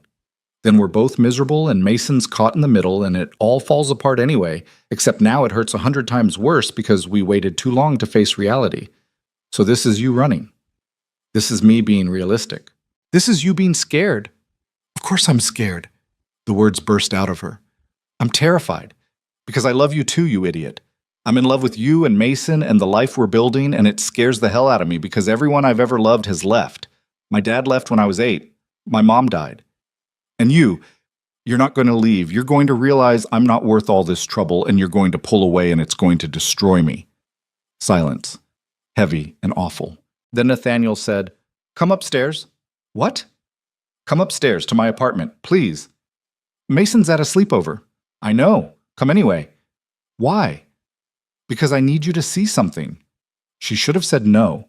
Should have gotten out of the car and walked up to her apartment and ended this before it got more complicated. Should have protected herself the way she'd learned to protect herself after her mom died. Instead, she said, "Okay." They drove to his building in silence, took the elevator up in silence, walked into his penthouse where the lights of Boston spread out below like a promise or a warning. Nathaniel disappeared into his bedroom, came back carrying a box, set it on the coffee table. "What is this?" Chloe asked. "Open it." Inside were papers, documents, photos. She picked up the first one, a picture of Nathaniel and Sarah on their wedding day, both young and smiling and seemingly perfect. "Why are you showing me this?" "Keep looking." She found therapy bills, support group schedules, a journal with entries in handwriting she didn't recognize. Sarah's, probably. The entries talked about fights and frustration and feeling trapped. "We fought about everything," Nathaniel said quietly. Money, work, Mason's needs, whether to have another kid. She wanted to move to the suburbs. I wanted to stay in the city. She hated my hours. I resented her family's expectations. We were falling apart long before the accident. We just didn't want to admit it. "Nathaniel, I blame myself when she died. Not just for the accident, but for everything, for failing her, for not being enough, for being relieved that we didn't have to keep pretending anymore." His voice cracked. "I was relieved, Chloe. My wife died, and part of me was relieved because it meant I didn't have to keep living a lie. You were in pain. People think terrible things when they're in pain." "I know. My therapist said the same thing, but I spent 3 years punishing myself anyway, throwing myself into work, keeping everyone at arm's length, building this perfect controlled life where nothing could hurt me because I didn't let anything close enough to matter. And then you showed up, loud and messy and completely wrong for me on paper. And you didn't care about my money or my status or any of it. You just wanted to know if I was a good person, if I was a good father, if I was real." Chloe's eyes were burning. "You think I'm going to realize you're not worth the trouble," Nathaniel continued, "but I already know exactly what being with you costs. The whispers, the judgment. People like James Pritchard telling me I can do better, society pages speculating about why I'm slumming it. Then why? Because you're worth all of it. Because when I'm with you, I'm not CEO Nathaniel Reed who has to perform perfection every minute of every day. I'm just me, flawed and scared and trying to be better. And you love me anyway, the real me, not the version I show the world." "I do," Chloe whispered. "So please don't run. Don't pull away because tonight was hard. Don't protect yourself from something that hasn't even happened yet. Just stay. Be scared with me instead of running from me." She wanted to. Every cell in her body wanted to throw herself into this. Consequences be damned. "What if I'm not strong enough?" she asked. "For what?" "For your world. For the judgment and the whispers and all of it. What if next time I can't handle it? Then we'll leave early again. We'll find our own version of this that works. We'll make up our own rules." "That's not how society works." "I don't care how society works. I care about you, about us, about building something real instead of something that just looks good from the outside." Chloe looked at this man who'd just laid himself bare, who'd shown her his worst moments and his biggest failures and trusted her with all of it. She thought about her mother's voice, about independence and never relying on anyone and protecting yourself above all else. Then she thought about Mason's smile, about Saturday afternoons building science projects, about the way Nathaniel looked at her like she was something precious and irreplaceable. Sometimes the scariest thing was also the right thing. "Okay," she said. "Okay? I'll stay. I'll try. I can't promise I won't freak out again, but I'll try." Nathaniel pulled her close, kissed her forehead, her cheeks. Her lips. That's all I'm asking. Just try. They stayed on the couch for hours, talking through everything. The gala, the people who'd judged her, James Pritchard's cruel concern, Cassandra's dismissive smiles. I wanted to punch Derek, Nathaniel admitted. When he told you to move somewhere cheaper if you can't afford Boston, I wanted to punch him right in his smug face. Why didn't you? Because you were handling it, and because assault charges would have really ruined the evening. Chloe laughed. Fair point. But for the record, Derek's an asshole. Always has been. Half the people at that table are assholes. I only sit with them because Marcus arranged the seating and he has terrible judgment. Marcus seems nice. Marcus is nice. His taste in friends is questionable. He introduced us. Exactly my point. She shoved him playfully. He caught her hand, pulled her closer. I meant what I said, he murmured. I love you. I know. And? And I love you too. Even though you're ridiculous and overprotective and have terrible taste in charity galas. Best thing I've heard all night. They fell asleep on the couch, tangled together, exhausted from the emotional whiplash of the evening. Chloe woke up at 3 a.m. with a crick in her neck and Nathaniel's arm going numb under her. We should move to the bed, she mumbled. Too tired. Your arm's asleep. Don't care. Nathaniel. Fine. They stumbled to his bedroom, fell into bed still half-dressed. Chloe buried her face in his chest and let herself feel safe for the first time all night. Thank you, she whispered. For what? For leaving, for showing me those papers, for not letting me run. Always. She believed him. Maybe that was the scariest part of all. The weeks after the gala settled into something almost comfortable. Chloe stopped waiting for the other shoe to drop. Started believing that maybe, just maybe, this could work. She spent more nights at Nathaniel's place than her own. Her toothbrush migrated from the guest bathroom to his. Her clothes started appearing in his closet in quantities that couldn't be explained away as just in case. Mason began setting 3 places at the table without being asked. They didn't talk about what it meant. Didn't label it or make it official. Just let it happen. Then the email came. Chloe was at work, shelving returns in the science section, when her phone buzzed. The sender was someone named Dr. Rachel Chen from Vertex Robotics. The subject line read, Opportunity, Engineering Position. Her heart stopped. She'd applied to Vertex almost 2 years ago, right after her mom died. Back when she'd still believed she might somehow finish her degree, get back into engineering, reclaim the life she'd put on hold. She'd forgotten all about it. The email was brief and professional. They'd reviewed her application and academic record. Despite her incomplete degree, her coursework and recommendations were impressive. They had an opening for a junior engineer on their medical robotics team, based in San Francisco, competitive salary, full benefits, relocation assistance. Would she be interested in a phone interview? Chloe read it 3 times, then once more to make sure she wasn't hallucinating. This was the dream. The exact dream she'd given up when her mom got sick. Medical robotics, cutting-edge technology that actually helped people. Everything she'd wanted before life got in the way. In San Francisco. 3,000 miles from Boston, from Nathaniel, from Mason, from the life she'd accidentally built here. She didn't respond right away, shoved her phone in her pocket and went back to shelving books with shaking hands. That evening, she was supposed to go to Nathaniel's for dinner. Mason had a project due and wanted her help. She almost canceled, almost texted some excuse about not feeling well or having to work late. Instead, she went. Mason was in full project mode when she arrived, paper spread across the dining table, laptop open to 3 different tabs. It's a report on renewable energy, he explained without preamble. I want to focus on tidal power because nobody else will pick that. And also it's really interesting, but I need to find credible sources, and most of the websites are either too technical or too simple. Let me see what you've got. They worked for an hour. Chloe helped him navigate academic databases and translate the technical papers into language a 4th grader could actually use. Mason absorbed it all like a sponge, asking questions that would have stumped most adults. You're really good at this, he said at one point. At what? Explaining stuff. Making complicated things make sense.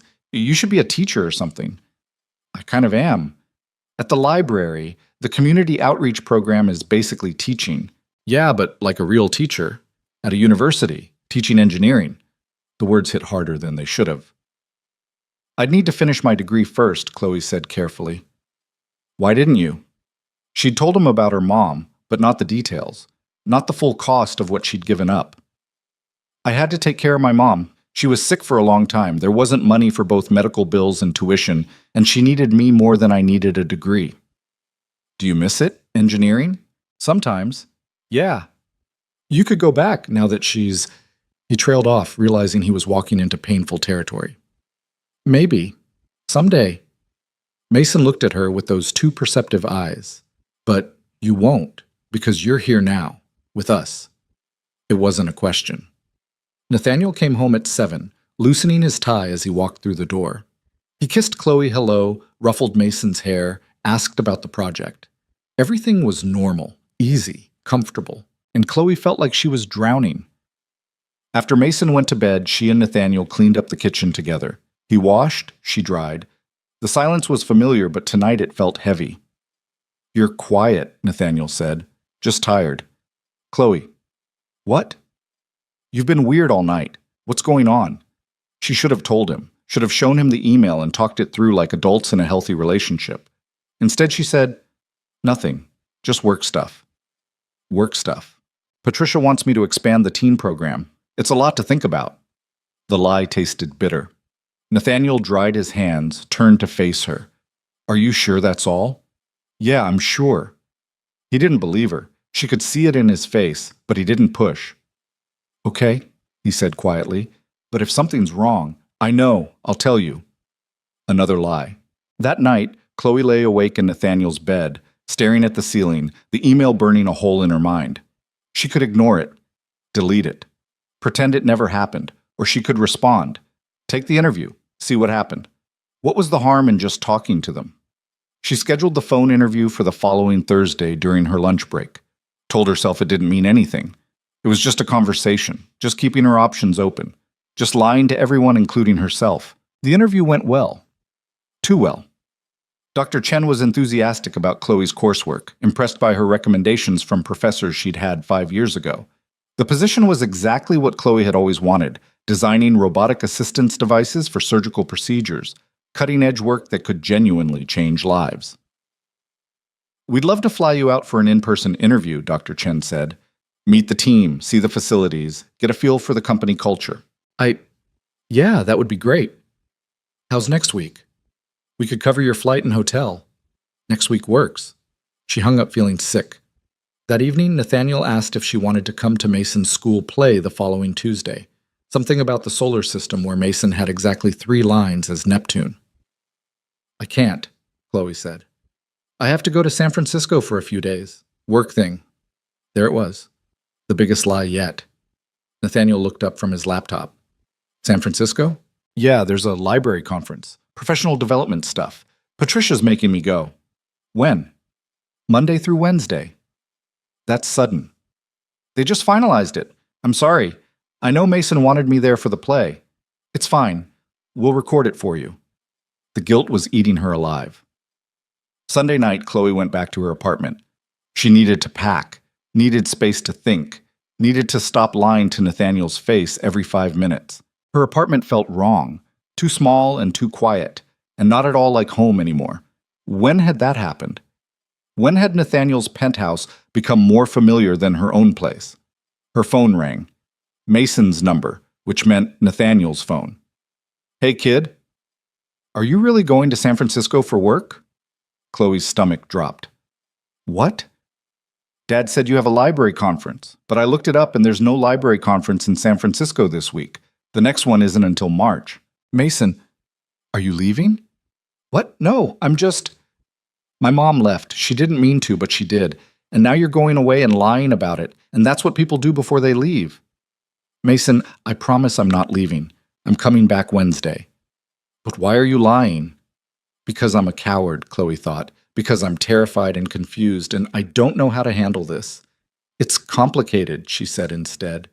Everything's complicated. That's not an answer. I know. You're right. I'm sorry. Does Dad know? Know what? That you're lying. I don't...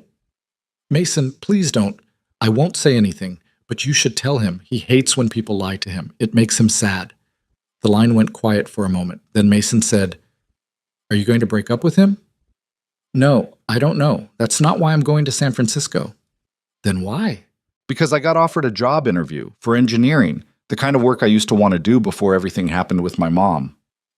In San Francisco. Yeah. So if you get the job, you'd have to move there. I haven't even interviewed yet. I don't know if they'll offer me anything. But if they do, would you take it? Chloe sat down on her bed, head in her hands. I don't know. You should tell Dad. I will, after the interview, once I know if it's even real. He's going to be mad that you lied. I know. I'm mad that you lied. I know. I'm sorry, Mason. I really am. Just come back, okay? Even if you take the job or whatever, just come back first and tell us in person. Don't just disappear. I promise. I'm coming back Wednesday. After they hung up, Chloe sat in the dark for a long time. Mason was right. She needed to tell Nathaniel. Should have told him from the beginning. But every time she tried to imagine that conversation, her throat closed up. The flight to San Francisco was early Monday morning. Chloe barely slept Sunday night, running through worst-case scenarios in her head. Nathaniel finding out and being furious. Mason feeling betrayed. Everything falling apart because she was too afraid to just be honest. She texted Nathaniel from the airport. At the gate. Talk later? His response came immediately. Safe flight. Miss you. The guilt was suffocating. Vertex Robotics was in South San Francisco, a gleaming building full of brilliant people doing incredible work. Dr. Chen gave Chloe a tour of the labs where they developed surgical robots that could perform procedures with precision impossible for human hands. The team was young and passionate and excited about what they were building. We're making a real difference, Dr. Chen said. Last year alone, our devices assisted in over 3,000 surgeries, patients who might not have made it otherwise. Chloe felt the pull. This was what she'd always wanted. To build things that mattered. To use her brain for something bigger than herself. The interview lasted 3 hours. They asked technical questions about her coursework, gave her engineering problems to solve on the spot, wanted to know how she approached design challenges. Chloe felt her brain waking up in ways it hadn't in years. This was the language she spoke, the world she understood. At the end, they offered her the job. We don't usually decide this quickly, Dr. Chen admitted, but we're all unanimous. You're exactly what this team needs. The salary is $75,000 to start, full benefits, relocation package. We'd want you to start in 6 weeks if possible. $75,000. Benefits. Doing work she loved. In a city 3,000 miles from everyone she'd come to care about. Can I think about it? Chloe asked. Of course. Take a week. We'll send over the formal offer tomorrow. Chloe flew back to Boston on Tuesday night. She'd missed Mason's play. Missed 2 days of work. Missed Nathaniel, even though she'd only been gone 36 hours. When she got to his place at 9 p.m., Mason was already asleep. Nathaniel was in his home office, working late like always. Hey, she said from the doorway. He looked up, smiled. Hey yourself. How was the conference? Here it was. The moment to come clean. To tell the truth and deal with the consequences. It was good. Productive. Nathaniel stood, pulled her into a hug. She buried her face in his chest and felt like the worst person alive. I missed you, he murmured into her hair. I missed you too. 2 days felt like forever. Yeah. He pulled back, studying her face. You okay? You seem off. Just tired. Long flights. Did you eat? On the plane. That's not eating. Come on, I'll make you something. In the kitchen, he assembled a sandwich while she sat at the counter watching. This man who loved her, who trusted her, who she was lying to with every breath. Nathaniel, she started. I need to tell you something. He looked up, immediately alert. What's wrong? Before she could answer, his phone rang. He glanced at it, frowned. I need to take this. Work emergency. Give me 5 minutes? Yeah, sure. He disappeared into his office. Chloe sat alone in the kitchen, sandwich untouched, courage evaporating. When Nathaniel came back 20 minutes later, he looked stressed. Sorry, client crisis in Tokyo. I have to jump on a call in 10 minutes and it's probably going to run late. Can we talk tomorrow? Tomorrow's fine. You sure? You said you needed to tell me something. It can wait. Chloe, really, it's fine. Go deal with your crisis. He kissed her forehead. Stay tonight? I should go home. Get some rest. You sure? Yeah. She left before he could argue, went back to her apartment and stared at the ceiling until sunrise. The formal offer came Wednesday morning, $75,000 a year. Start date 6 weeks out. Everything she'd ever wanted professionally. Chloe read it over and over, trying to feel excited, trying to feel anything except dread. Thursday evening, she finally forced herself to go to Nathaniel's. She'd been dodging him for 2 days, claiming she was catching up on work after the conference. He'd stopped buying it. What's going on with you? He asked the moment she walked in. Where's Mason? At Marcus's, playing video games with his nephew. Don't deflect. Talk to me. Can we sit down? They sat on the couch. Nathaniel angled toward her, worried and confused, and everything she was about to destroy. I didn't go to a library conference, Chloe said. I know. What? Mason told me. About the job interview, about San Francisco. Chloe's heart stopped. When? Tuesday night, after you got back. He felt guilty keeping secrets. Nathaniel, Did you get it, the job? Yes. He flinched like she'd hit him. And? They offered me $75,000 a year, medical robotics, everything I gave up when my mom got sick. In San Francisco. Yes. Were you going to tell me, or were you just going to accept it and then figure out how to break the news? I don't know. I'm so confused, Nathaniel. This is everything I wanted, everything I dreamed about before my life fell apart, and now I have a chance to get it back, and I should be excited, but I'm not, because all I can think about is leaving you and Mason, and then don't. What? Don't take it. Stay here, with us. I can't ask you to, You're not asking. I'm telling you, don't go. Chloe stood up, pacing. You don't get to just tell me what to do. I'm not telling you what to do. I'm asking you to choose us.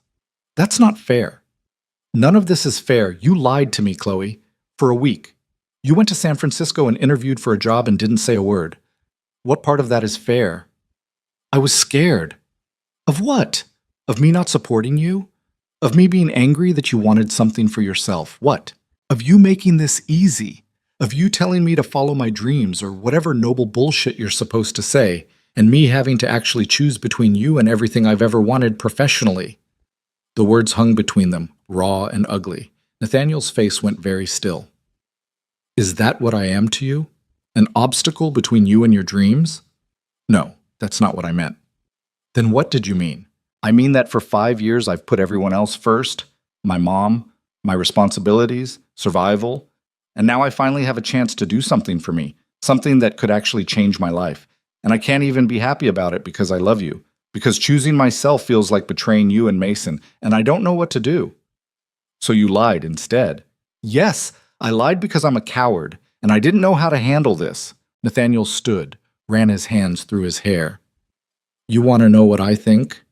Not really, but you're going to tell me anyway. I think you should take the job. Chloe's breath caught. What? Take the job. Go to San Francisco. Do the work you've always wanted to do. Nathaniel, I'm serious. This is your dream, right? Everything you've ever wanted? Then take it. And us? There is no us if you stay here resenting me for being the reason you gave up your dream. There is no us if you're always wondering what if. So that's it? I take the job and we're done? I don't know. His voice cracked. I don't have the answer, Chloe. All I know is that I love you and I want you to be happy. And if that means letting you go, then that's what I have to do. That's the most passive-aggressive, supportive thing I've ever heard. Well, I'm doing my best here. This isn't exactly a situation they covered in therapy. Despite everything, Chloe almost laughed. Almost. What if I don't want to choose? She asked quietly. Everyone has to choose eventually. I could do long distance, fly back on weekends. We could make it work. For how long? 6 months? A year? And then what? One of us resents the other for not moving. We drift apart. Mason gets attached and then loses another person. We drag it out until it's painful for everyone. You're already writing the ending. I'm being realistic. You're being scared, just like me. Nathaniel looked at her with eyes full of pain. Yeah, I am. Because I've already lost someone I loved, and losing you is going to destroy me. But at least this way it's clean. At least this way you get what you want. I want you. You also want that job, and you should have it. You've sacrificed enough. Chloe felt tears spilling down her face. I hate this. Me too. What do I tell Mason? The truth. That you love him, but you need to do this for yourself. He'll understand. He's smart enough to get it. He's going to be heartbroken. Yeah, he is. So am I. They stood there in his living room with the city lights behind them and everything falling apart. I should go, Chloe said. You don't have to. Yeah, I do. If I stay, I'm just going to keep trying to find a way to make this work when we both know it won't. Chloe, I love you. I need you to know that. This isn't about not loving you enough. It's about finally choosing myself for once in my life. I know. She left, walked out of his apartment and his life with her heart in pieces, wondering if she'd just made the biggest mistake of her life. But she'd also made a choice. Finally. For herself. And maybe that had to be enough. Chloe didn't sleep that night, or the next. She moved through the following days like a ghost, going through motions she didn't feel. Work, her apartment, the silence that used to be comforting and now felt suffocating. She had 2 weeks to decide. The offer stipulated a response deadline. After that, Vertex would move on to other candidates. Her phone stayed silent. Nathaniel didn't call, didn't text, gave her the space she'd asked for even though it was killing her. On Saturday, someone knocked on her door. Chloe opened it, expecting her landlord or a package delivery. Mason stood in the hallway, backpack over his shoulder, looking small and determined. How did you get here? Chloe asked, shocked. Uber. I saved money from my allowance. Does your dad know you're here? No, he thinks I'm at the library. Mason, can I come in? Or are we going to have this conversation in the hallway where Mrs. Kowalski can hear everything? Chloe stepped aside.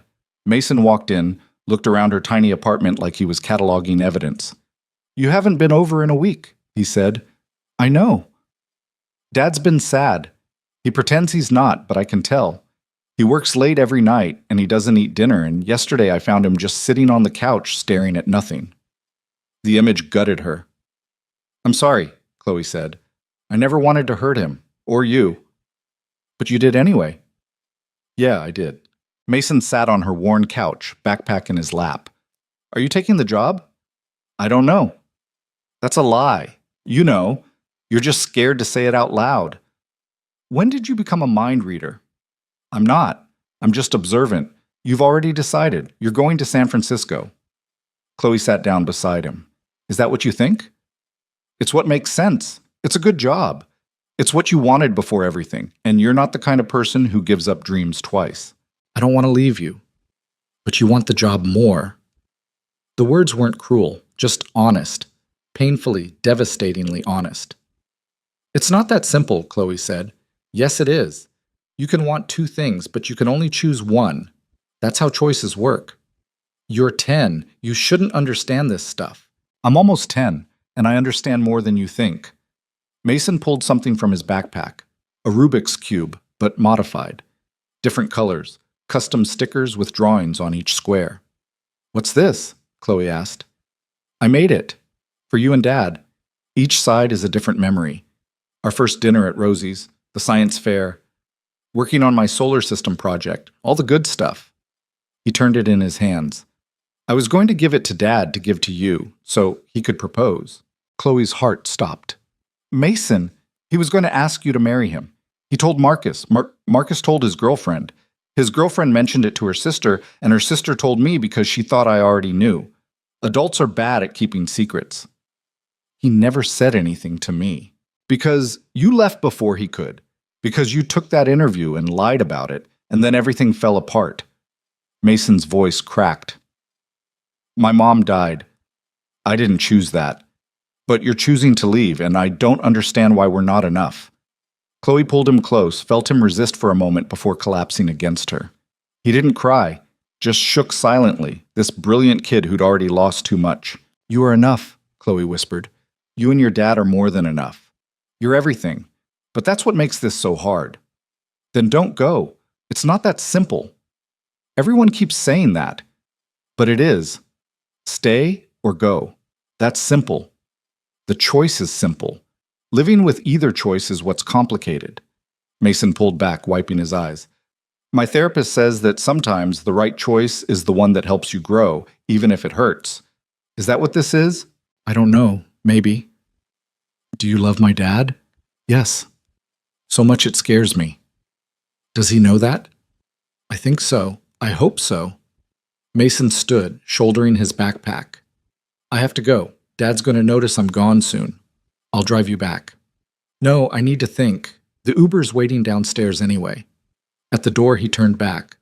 I'm mad at you, but I don't hate you. I just wanted you to know that. I'm mad at me too. Good. You should be. He left. Chloe stood in her empty apartment, holding a Rubik's Cube covered in memories, and finally let herself cry.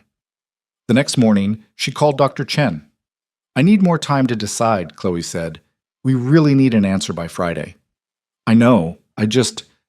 There are things I need to figure out first. Personal things? Yeah.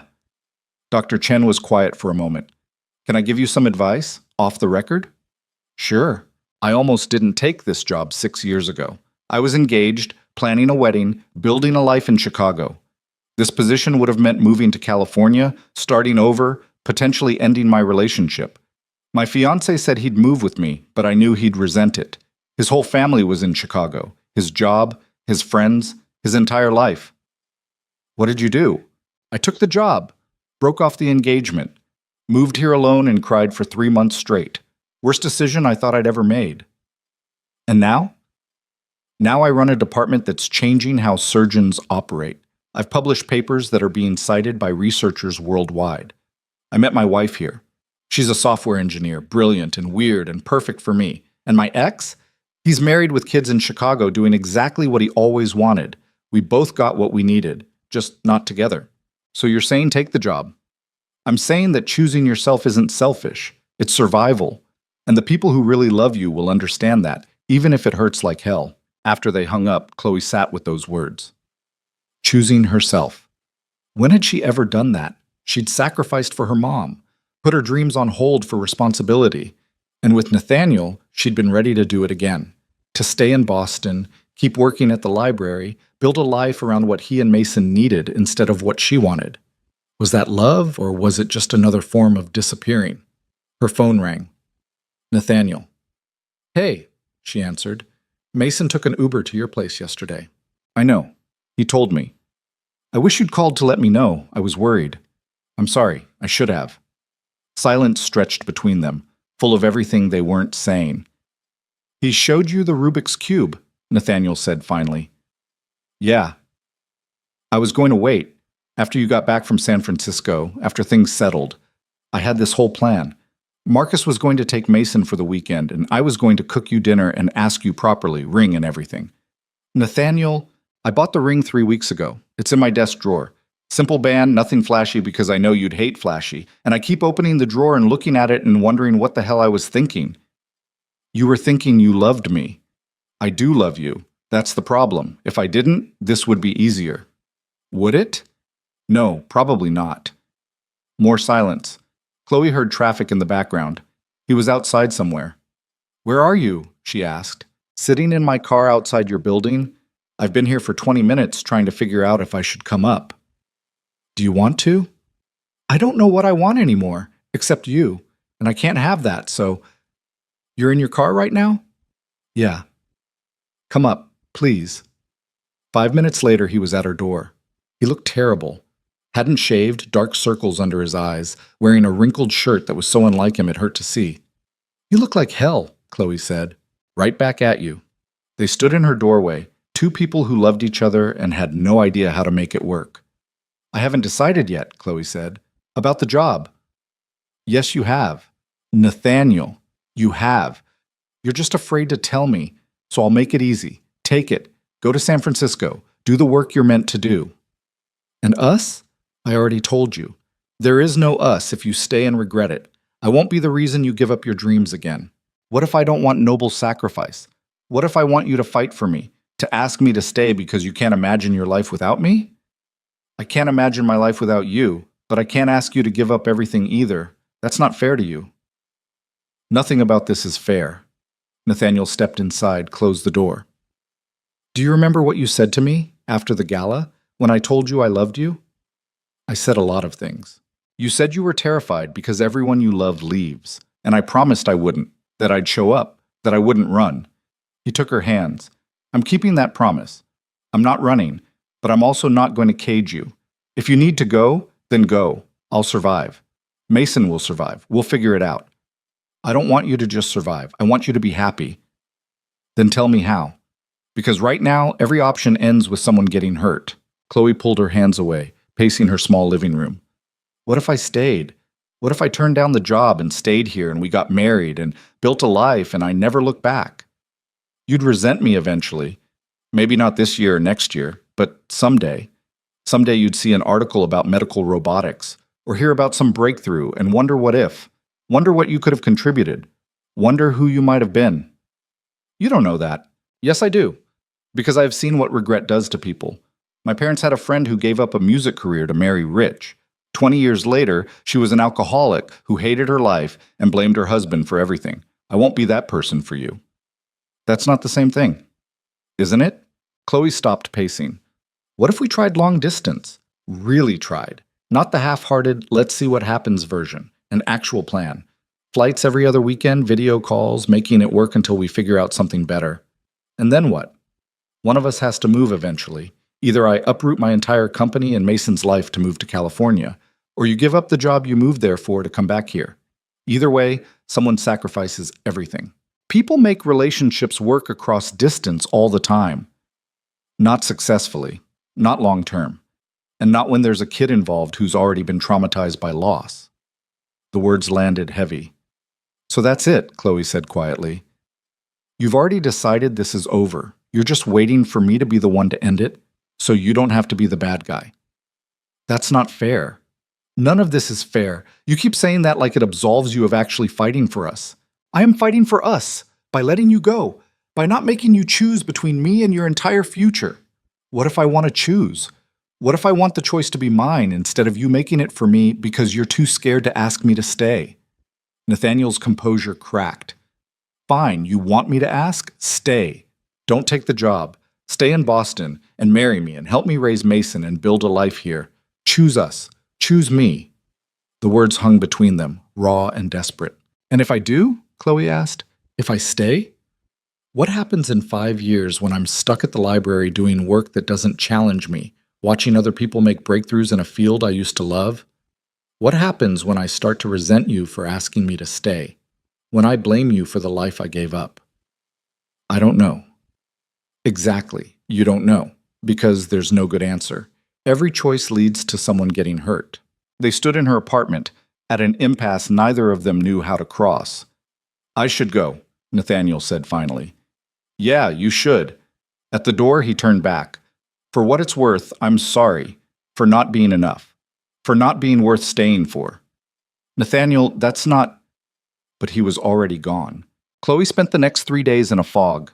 She went to work, came home, stared at the job offer, and felt paralyzed.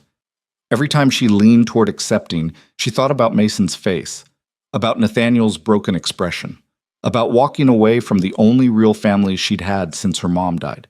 Every time she leaned toward declining, she thought about the next 20 years, working at the library, watching her engineering knowledge fade, wondering what might have been. Thursday evening, her coworker Janet cornered her in the break room. You look terrible, Janet said bluntly. Thanks. What's going on? And don't say nothing. You've been zombie walking through work all week.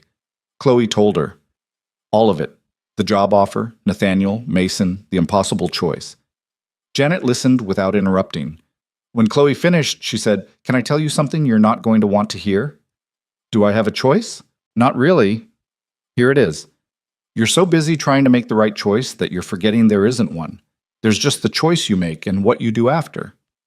That's not helpful. It's not supposed to be helpful. It's supposed to be true. You think staying makes you a good person who chooses love. You think leaving makes you selfish. But you know what? Neither of those things are actually true. You're just a person trying to build a life, and sometimes that means choosing yourself even when it hurts. But what about Nathaniel and Mason? What about them? They'll survive. People survive heartbreak all the time. They're not your responsibility. Your responsibility is to yourself. That sounds incredibly selfish. Only because you've been taught that putting yourself first is selfish. But it's not. It's necessary, especially for women who've spent their whole lives taking care of everyone else. Chloe went home that night and finally let herself think the thought she'd been avoiding. She wanted the job, not despite Nathaniel and Mason, not to punish them or prove something. She just wanted it, wanted to use her brain the way she'd always dreamed, wanted to build things that mattered, wanted to stop putting her life on hold for other people's needs. And maybe that was okay. Maybe choosing herself didn't make her a bad person. Maybe it just made her human. Friday morning, she called Dr. Chen. "I'm accepting the offer," Chloe said. "Excellent. We're thrilled to have you. When can you start?" 6 weeks. I need to give notice at my current job and figure out logistics. Perfect. I'll send over the paperwork today. Welcome to the team, Chloe. After she hung up, Chloe sat in her apartment feeling terrified and relieved and heartbroken all at once. She'd made her choice. Now she had to live with it. That evening, she drove to Nathaniel's building.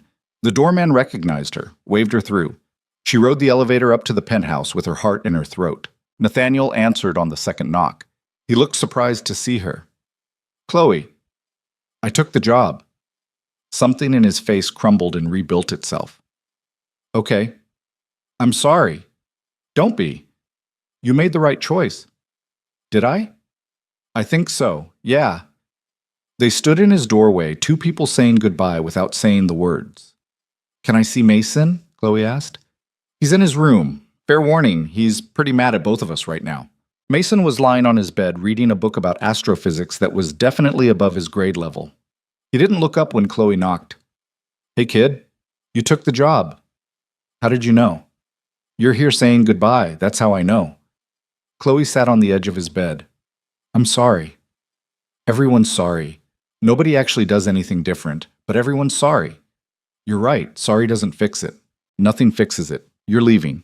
Dad's sad. I'm losing another person. That's just how it is." "I'm not dying, Mason. I'm moving to California. You can visit. We can video chat. I'm not disappearing." "My mom said she'd always be there too. Then she wasn't. People leave. That's what they do." The words cut deep because they were true. People did leave. Through death, through choice, through circumstances beyond anyone's control. "I don't have a good answer," Chloe said quietly. "I wish I did. I wish I could promise I'll always be around, but I can't. Nobody can. All I can promise is that I'm not leaving because I don't love you. I'm leaving because I need to do this for myself. And maybe that's selfish, but it's also honest." Mason finally looked at her. His eyes were red. "Will you still email me about science stuff? Every week. I promise. And if I have questions about engineering or robotics, I'll answer every single one. Even the complicated ones? Especially the complicated ones." He nodded slowly. "Okay.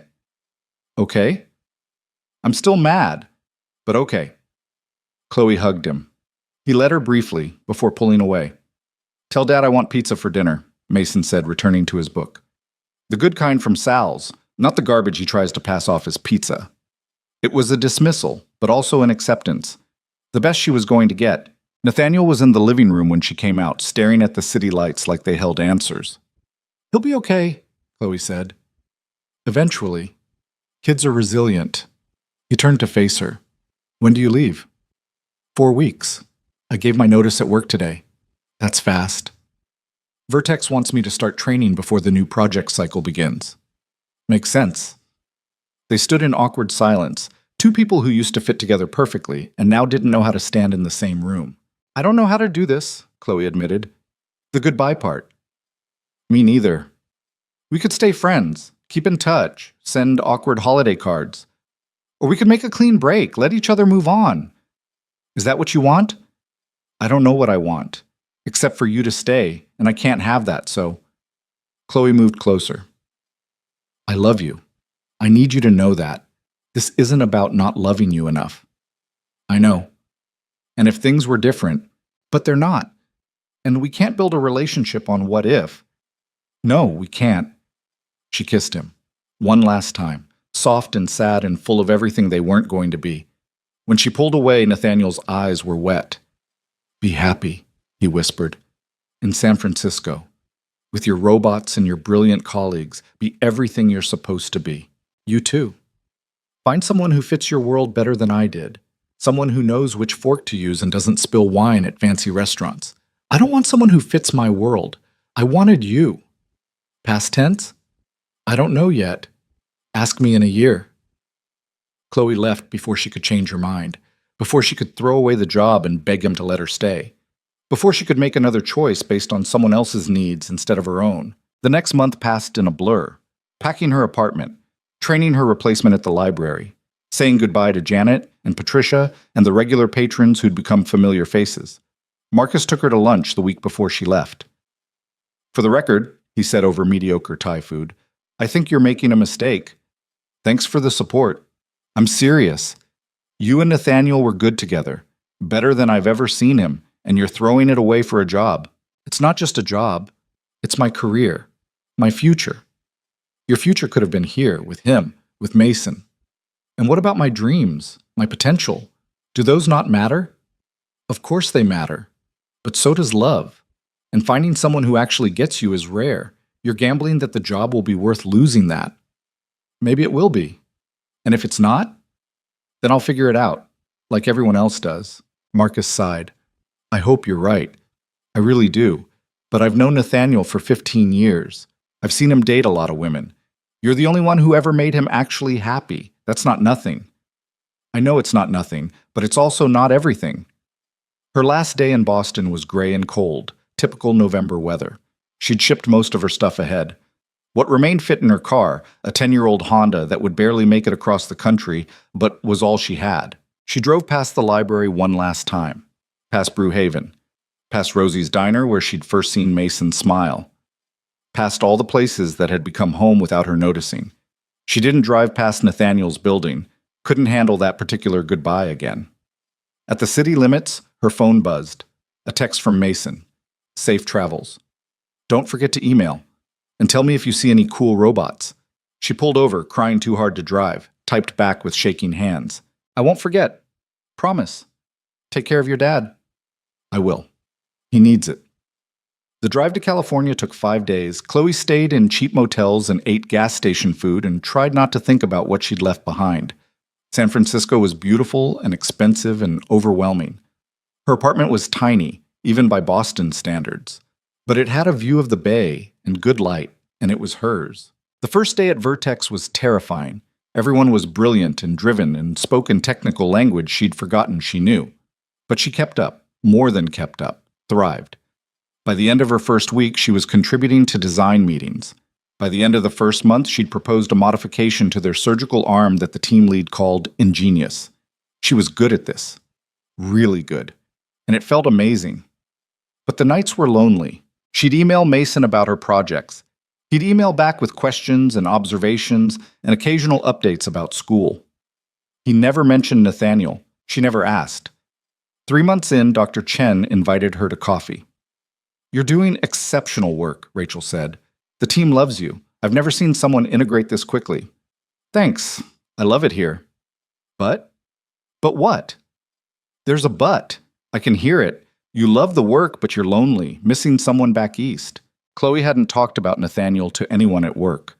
How did you know? Because I've been where you are. Brilliant career, exciting work, and a giant hole where a relationship used to be. It gets easier, eventually. When? Honestly, it took me about 2 years before I stopped looking at my phone expecting texts from my ex. But everyone's different. Comforting. I'm not here to comfort you. I'm here to tell you it was worth it. The pain, the loneliness, all of it. Because I built something I'm proud of, and you will too. Chloe wanted to believe her. 6 months into the job, Vertex sent her to a medical conference in Chicago. She was presenting a paper on robotic precision in microsurgery. Terrifying and exhilarating in equal measure. The presentation went well. Afterward, people approached with questions and interest and business cards. She felt valued in a way she hadn't in years. That evening, sitting alone in her hotel room, she opened Instagram. She'd been avoiding Nathaniel's account, avoiding anything that might pull her back into a life she'd chosen to leave. But tonight, lonely in a Chicago hotel, she looked. His latest post was from 3 days ago. Mason at a science fair holding a first-place ribbon, grinning. The caption read, "Proud of this kid. First place for his renewable energy project. He gets his brains from his mother." Chloe stared at the photo for a long time. Mason looked happy. Nathaniel looked... She couldn't tell. The photo was of Mason. Nathaniel was just a blur in the background. She almost texted him. Almost sent a congratulations. Almost broke 6 months of silence. Instead, she closed the app and went to bed. The next morning, her phone rang. Unknown number. Hello? Chloe? It's Marcus. Her heart stopped. Is everything okay? Is Nathaniel... He's fine. Everyone's fine. I'm not calling with bad news. Then why are you calling? Because I'm in Chicago for business, and I saw you're speaking at the medical conference. Small world. Want to grab dinner? They met at a steakhouse downtown. Marcus looked the same. Big smile, easy charm, genuine warmth. You look good, he said. California agrees with you. It does, I think. You think? I don't know. The work is amazing. My team is great, but it's lonely. I don't really know anyone outside of work. It takes time to build a life in a new place. Yeah. They ordered. Made small talk. Then Marcus said, he asks about you sometimes. Chloe's stomach dropped. Marcus, I know, you guys made a clean break, but he still cares, and I thought you should know that. How is he? Honestly? Okay. Not great, not terrible, just okay. He works a lot, spends time with Mason, goes through the motions. He's functional, but not happy. Are you? The question hit harder than it should have. I don't know, Chloe admitted. I love my job. I'm doing work that matters, but I miss him. I miss Mason. I miss the life we were building. So come back. I can't. I have a career here, a team depending on me. I can't just abandon it because I'm lonely. Why not? You abandoned Nathaniel for it. The words weren't cruel, just honest. That's not fair, Chloe said. Isn't it? You chose the job over him. I'm just suggesting you could choose him back. It's not that simple, like everyone keeps saying that, but maybe it is. Maybe you just decide what matters more and you choose that. Stop overthinking it. And if I choose wrong, then you choose again. Life isn't a single choice, Chloe. It's a series of choices. You can change your mind. After Marcus left, Chloe walked back to her hotel through Chicago's cold streets. She thought about choices and regret and whether she'd made the right call. The work was fulfilling, but was it worth the cost? She didn't have an answer. 8 months into California, Mason called her. Actual phone call, not email. I need advice, he said without preamble. Okay, what's up, Dad's been dating someone. Her name is Vanessa. She works in finance. She's nice but boring. They've been on 4 dates and I think he's going to ask her to be his girlfriend. Chloe's chest tightened. And you don't like her? I don't not like her. She's just fine. She asks me questions but doesn't care about the answers. She smiles too much. She tries really hard to be perfect. She sounds fake? Exactly. She's everything you weren't. And I think Dad knows that, but he's settling because he thinks perfect is better than real. Mason, I don't think I should. I'm not asking you to come back. I know you're happy there. I just needed to tell someone. And you're the only person who gets it. I'm sorry, kid. Me too. After they hung up, Chloe sat in her apartment overlooking the bay and felt empty. Nathaniel was moving on, dating someone appropriate, someone who fit his world, exactly like she'd told him to do. So why did it hurt so much? 2 weeks later, her team had a breakthrough. The modification she'd proposed worked better than expected. They were going to publish a paper, present at conferences, potentially patent the design. Dr. Chen pulled her aside after the successful test. This is huge, Chloe. Career-making stuff. You should be thrilled. I am. You don't look thrilled. I'm just tired. Or you're realizing that success doesn't fill all the holes in your life. That's depressingly perceptive. Rachel smiled. I told you I've been where you are. And here's what I learned. You can have amazing work and a rich personal life. They're not mutually exclusive, but you have to decide what you're willing to sacrifice for each. And sometimes you have to risk losing one to gain the other. What did you do? I built my career first. Then I found my person. But everyone's path is different. Only you know what yours looks like. That night, Chloe did something she hadn't done in 8 months. She called Nathaniel. He answered on the 3rd ring. Chloe? Hey, is everything okay? Yeah, I wanted to hear your voice. Silence. Then, it's good to hear yours too. Mason told me you're dating someone. He did? He called asking for advice. I think he was hoping I'd tell him how to sabotage your relationship. Nathaniel laughed, soft and sad. He's not subtle, and it's not serious. I'm just trying to move forward. Is it working? Not really. She's nice, but she's not. He stopped. Not me. Yeah. I had a breakthrough at work, Chloe said. Career defining stuff. My boss says it could change surgical robotics. Chloe, that's amazing. It is. It should be. But all I could think about was wanting to tell you, wanting to celebrate with you and Mason, wanting to share it with people who actually know me. You have people there. Colleagues, not friends, not family, not anyone who actually cares about me versus what I can contribute to their project. Give it time. You'll build connections. What if I don't want to wait? What if I'm tired of choosing between career and connection? Nathaniel was quiet for a long moment. What are you saying? I don't know. I'm lonely, Nathaniel. I'm doing incredible work and I'm so lonely I can barely breathe sometimes. So come home. I can't just quit. I have responsibilities here, a team, a career. Then I don't know what you want me to say. I want you to tell me you're miserable without me, that Vanessa is terrible and you're only dating her to try to forget me. I want you to fight for me even though I'm the one who left. I did fight. I asked you to stay. You chose the job. I'm respecting that choice. What if I made the wrong choice? Then come back, quit the job, move home. We'll figure it out. And what? Give up everything I've built here? Prove that I can't handle choosing myself without running back to you the minute it gets hard? I don't know, Chloe. I don't have the answers. All I know is that I love you and I miss you and I can't keep having these conversations where you want me to solve a problem you created. The words hung heavy between them. You're right, Chloe said quietly. I'm sorry, this isn't fair to you. No, it's not. I should let you go. Yeah, you should. Nathaniel, be well, Chloe. I mean that. Do amazing things. Be brilliant. Just do it without me, because I can't keep hoping you'll come back when we both know you won't. He hung up. Chloe sat in her apartment and cried for the first time since leaving Boston. The next month was brutal. She threw herself into work, staying late, volunteering for extra projects, anything to avoid the emptiness of her apartment and her life. Her team worried. Dr. Chen suggested therapy. Chloe ignored everyone and kept working. Then Mason stopped responding to her emails. She'd send weekly updates about her projects, asking about school, trying to maintain the connection. He'd respond with one-word answers. Then nothing. She called him. Went to voicemail. Called Nathaniel. Also voicemail. Finally, she called Marcus. They're okay, he said. Just pulling away. Nathaniel thinks it's healthier, clean break and all that. I don't want a clean break from Mason. He's just a kid. He's a kid who got attached to someone who left.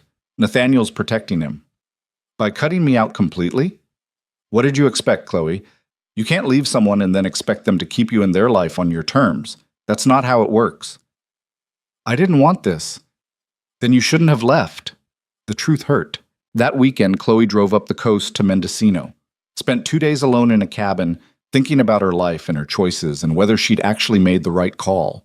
The work was fulfilling. The success was real. But she was miserable.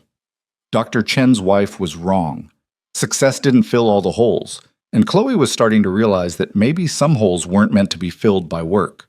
Sunday night, driving back to San Francisco, she made a decision. Monday morning, she walked into Dr. Chen's office. I need to talk to you about something. Rachel looked up from her computer.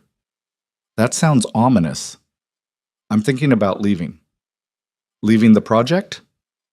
Leaving Vertex, moving back to Boston. Rachel sat back. That's a big decision. I know. Can I ask why? Because I made a mistake. I thought choosing my career meant choosing myself, but I'm realizing that choosing myself means building a whole life, not just a successful career. And you can't build that life here? Maybe I could. Eventually. But the people I love are in Boston. The family I want is in Boston, and I'm tired of pretending work is enough. Rachel nodded slowly. Remember what I told you about choosing myself and it being worth it? Yeah. I also told you that everyone's path is different. Mine required building my career first. Maybe yours requires something else. You're not mad? Mad? Chloe, you've done incredible work here. Work that will continue even after you leave. But if staying means being miserable, then go. Life's too short to choose achievement over happiness. What if I can't have both? What if you can? Just not in the way you expected. Chloe gave her notice that day. 2 weeks. Enough time to transition her projects and train her replacement. The team was disappointed but understanding. They threw her a goodbye party, told her she was welcome back any time. She drove across the country again, this time heading east. 5 days of interstate highways and gas station coffee, and thinking about what she'd say when she got there. She arrived in Boston on a Thursday evening, went to her old apartment building. Her unit had been rented to someone else. She checked into a hotel, unpacked, stared at her phone. She could call Nathaniel, show up at his door, make some grand gesture. Or she could be realistic, except that she'd burned this bridge and some things couldn't be unburned. Friday morning, she went to the library. Patricia looked up from her desk, shocked. Chloe? Hi, I know I quit. I know I left, but I'm back. And I'm wondering if there's any chance you want your job back? Or any job. I'm not picky. I need to be here, in Boston. And this place felt like home. Patricia studied her for a long moment. The outreach program fell apart without you. Your replacement quit after 3 weeks. We've been limping along ever since. So that's a no? That's a when can you start? Chloe almost cried. Really? Monday, and you're getting a raise. We can't afford to lose you again. She started Monday, fell back into familiar routines, the library, the patrons, the teen programming. It felt right in a way California never had, but she still hadn't called Nathaniel, couldn't figure out what to say, couldn't find the courage to face him. 2 weeks back in Boston, she was shelving books when someone cleared their throat behind her. She turned. Mason stood there, looking taller than she remembered, still wearing glasses, still too serious for 10. You're back, he said. I'm back? Why? Because I made a mistake, because the job wasn't enough, because I missed you and your dad and the life I left behind. Dad doesn't know you're here. I know. You should tell him. I don't know if he wants to hear from me. Mason pulled something from his backpack, the Rubik's Cube, the one he'd made with all their memories. He still has the ring, Mason said, in his desk drawer. He looks at it sometimes when he thinks I'm not paying attention. Chloe's throat got tight. Mason, I'm still mad at you for leaving, but I'm glad you came back, even if it's too late. Is it? Too late? I don't know, you have to ask him. That evening, Chloe stood outside Nathaniel's building. The doorman didn't recognize her. She had to call up. There's a Chloe Bennett here to see you, the doorman said into the phone. A long pause. Then, send her up. The elevator ride felt like an eternity. Nathaniel opened the door before she could knock. He looked good, tired, but good, like he'd been surviving rather than living. Hi, Chloe said. You're here. I'm here. In Boston. I moved back 2 weeks ago. Why? Because I was miserable in California. Because I did incredible work and it didn't matter because I had no one to share it with. Because I love you and I love Mason and I'd rather be a librarian in Boston with you than a successful engineer in San Francisco alone. Nathaniel leaned against the doorframe. You can't just come back and expect everything to be the same. I know. You left. You chose your career. I've spent a year trying to move on. I know, and I'm not asking you to forget that. I'm just asking for a chance. To try again. To do it differently this time. How? I don't know. I don't have all the answers. But I'm here. I'm staying. And I'm choosing you. Finally. For real. Nathaniel looked at her for a long moment. Vanessa and I broke up. Mason mentioned you were dating. For like 3 months. It didn't work. She was nice, but she wasn't... Me? Yeah. I'm sorry. Don't be. It wasn't your fault. Well, it was partially your fault.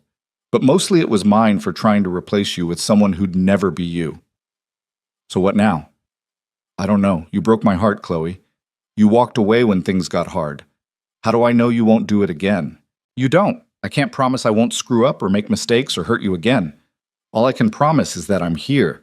Really here. Not one foot out the door, not waiting for the next opportunity, just here, trying to build a life with you if you'll let me. A voice called from inside the apartment. Dad, who's at the door? Mason appeared, saw Chloe, looked at his father. It's your call, Dad, but for the record, I vote yes. You don't get a vote, Nathaniel said, but he was smiling. I should get a vote. This affects me too. How about we all go inside and talk about this like adults? Chloe suggested. I'm not an adult, Mason pointed out. Fine. Like 2 adults and 1 very opinionated almost 10-year-old. They went inside. Sat in the living room where Chloe had spent so many evenings. It felt familiar and strange all at once. I owe you both an apology, Chloe said. I left because I was scared and selfish, and I convinced myself that choosing my career meant choosing myself. But I was wrong. Choosing myself means building a whole life. And my whole life includes both of you. What about your career? Nathaniel asked. I'm back at the library. Same job. Better pay. It's not medical robotics, but it's meaningful. And I'm good at it. And most importantly, it's here. And if you get another opportunity in California, I won't take it. I'm done running. How do I believe that? I don't know. I can't prove it. All I can do is show up every day and choose you, choose us, until you believe it. Mason looked at his father. She came back, Dad. That counts for something. It does, Nathaniel agreed. But it doesn't fix everything. I'm not asking it to fix everything, Chloe said. I'm just asking for a chance, to try again, to do it right this time. Nathaniel was quiet for a long moment. Then he stood, disappeared into his office, came back holding a small box. The ring. I bought this a year ago, he said. I was going to ask you to marry me, build a life together, raise Mason together, all of it. Nathaniel, and then you left. And I put this in a drawer and tried to forget about it, tried to move on, but I couldn't. Because you're it for me, Chloe. You're the person I want. The only person I want. So ask me. What? Ask me. Right now. Ask me to marry you. That's insane. We just got back together. We haven't even been on a date in a year. I don't care. Ask me, Mason grinned. Do it, Dad. Nathaniel opened the box. The ring was simple, perfect, exactly what Chloe would have chosen. Chloe Bennett, will you marry me? Will you stay in Boston and build a chaotic, imperfect life with me and Mason and figure it out as we go? Yes. Absolutely yes. He slid the ring on her finger. It fit perfectly. Mason cheered, actually cheered. Does this mean we can finally be a real family? He asked. We've always been a real family, Chloe said. We just took the long way around. That night they ordered pizza from Sal's, ate on the couch in pajamas. Mason talked about his latest science project. Nathaniel told terrible jokes. Chloe laughed until her stomach hurt. It wasn't perfect. They still had things to work through, trust to rebuild, patterns to change. But they were together. Finally. For real. And maybe that was all that mattered. 6 months later, they got married in a small ceremony at Rosie's diner. Doris officiated. Marcus was best man. Mason carried the rings and only dropped them once. It was strange and unconventional and exactly right. Chloe kept her job at the library. Nathaniel kept running his company. Mason kept being brilliant and weird and asking questions nobody could answer. They bought a house in Brookline with a yard for Mason and a home office for Nathaniel and enough space for all of them to breathe. Some nights Chloe still wondered about the road not taken, the career in California, the breakthroughs she might have made. But then Nathaniel would pull her close, or Mason would ask for help with homework, or they'd all pile onto the couch for movie night, and she'd remember. She'd chosen right, not because the choice was easy, not because it was perfect, but because it was hers. And in the end, choosing love over fear, connection over achievement, messiness over perfection, that was the most successful thing she'd ever done. Not because it made her rich or famous or important, but because it made her happy. And after everything, that was enough.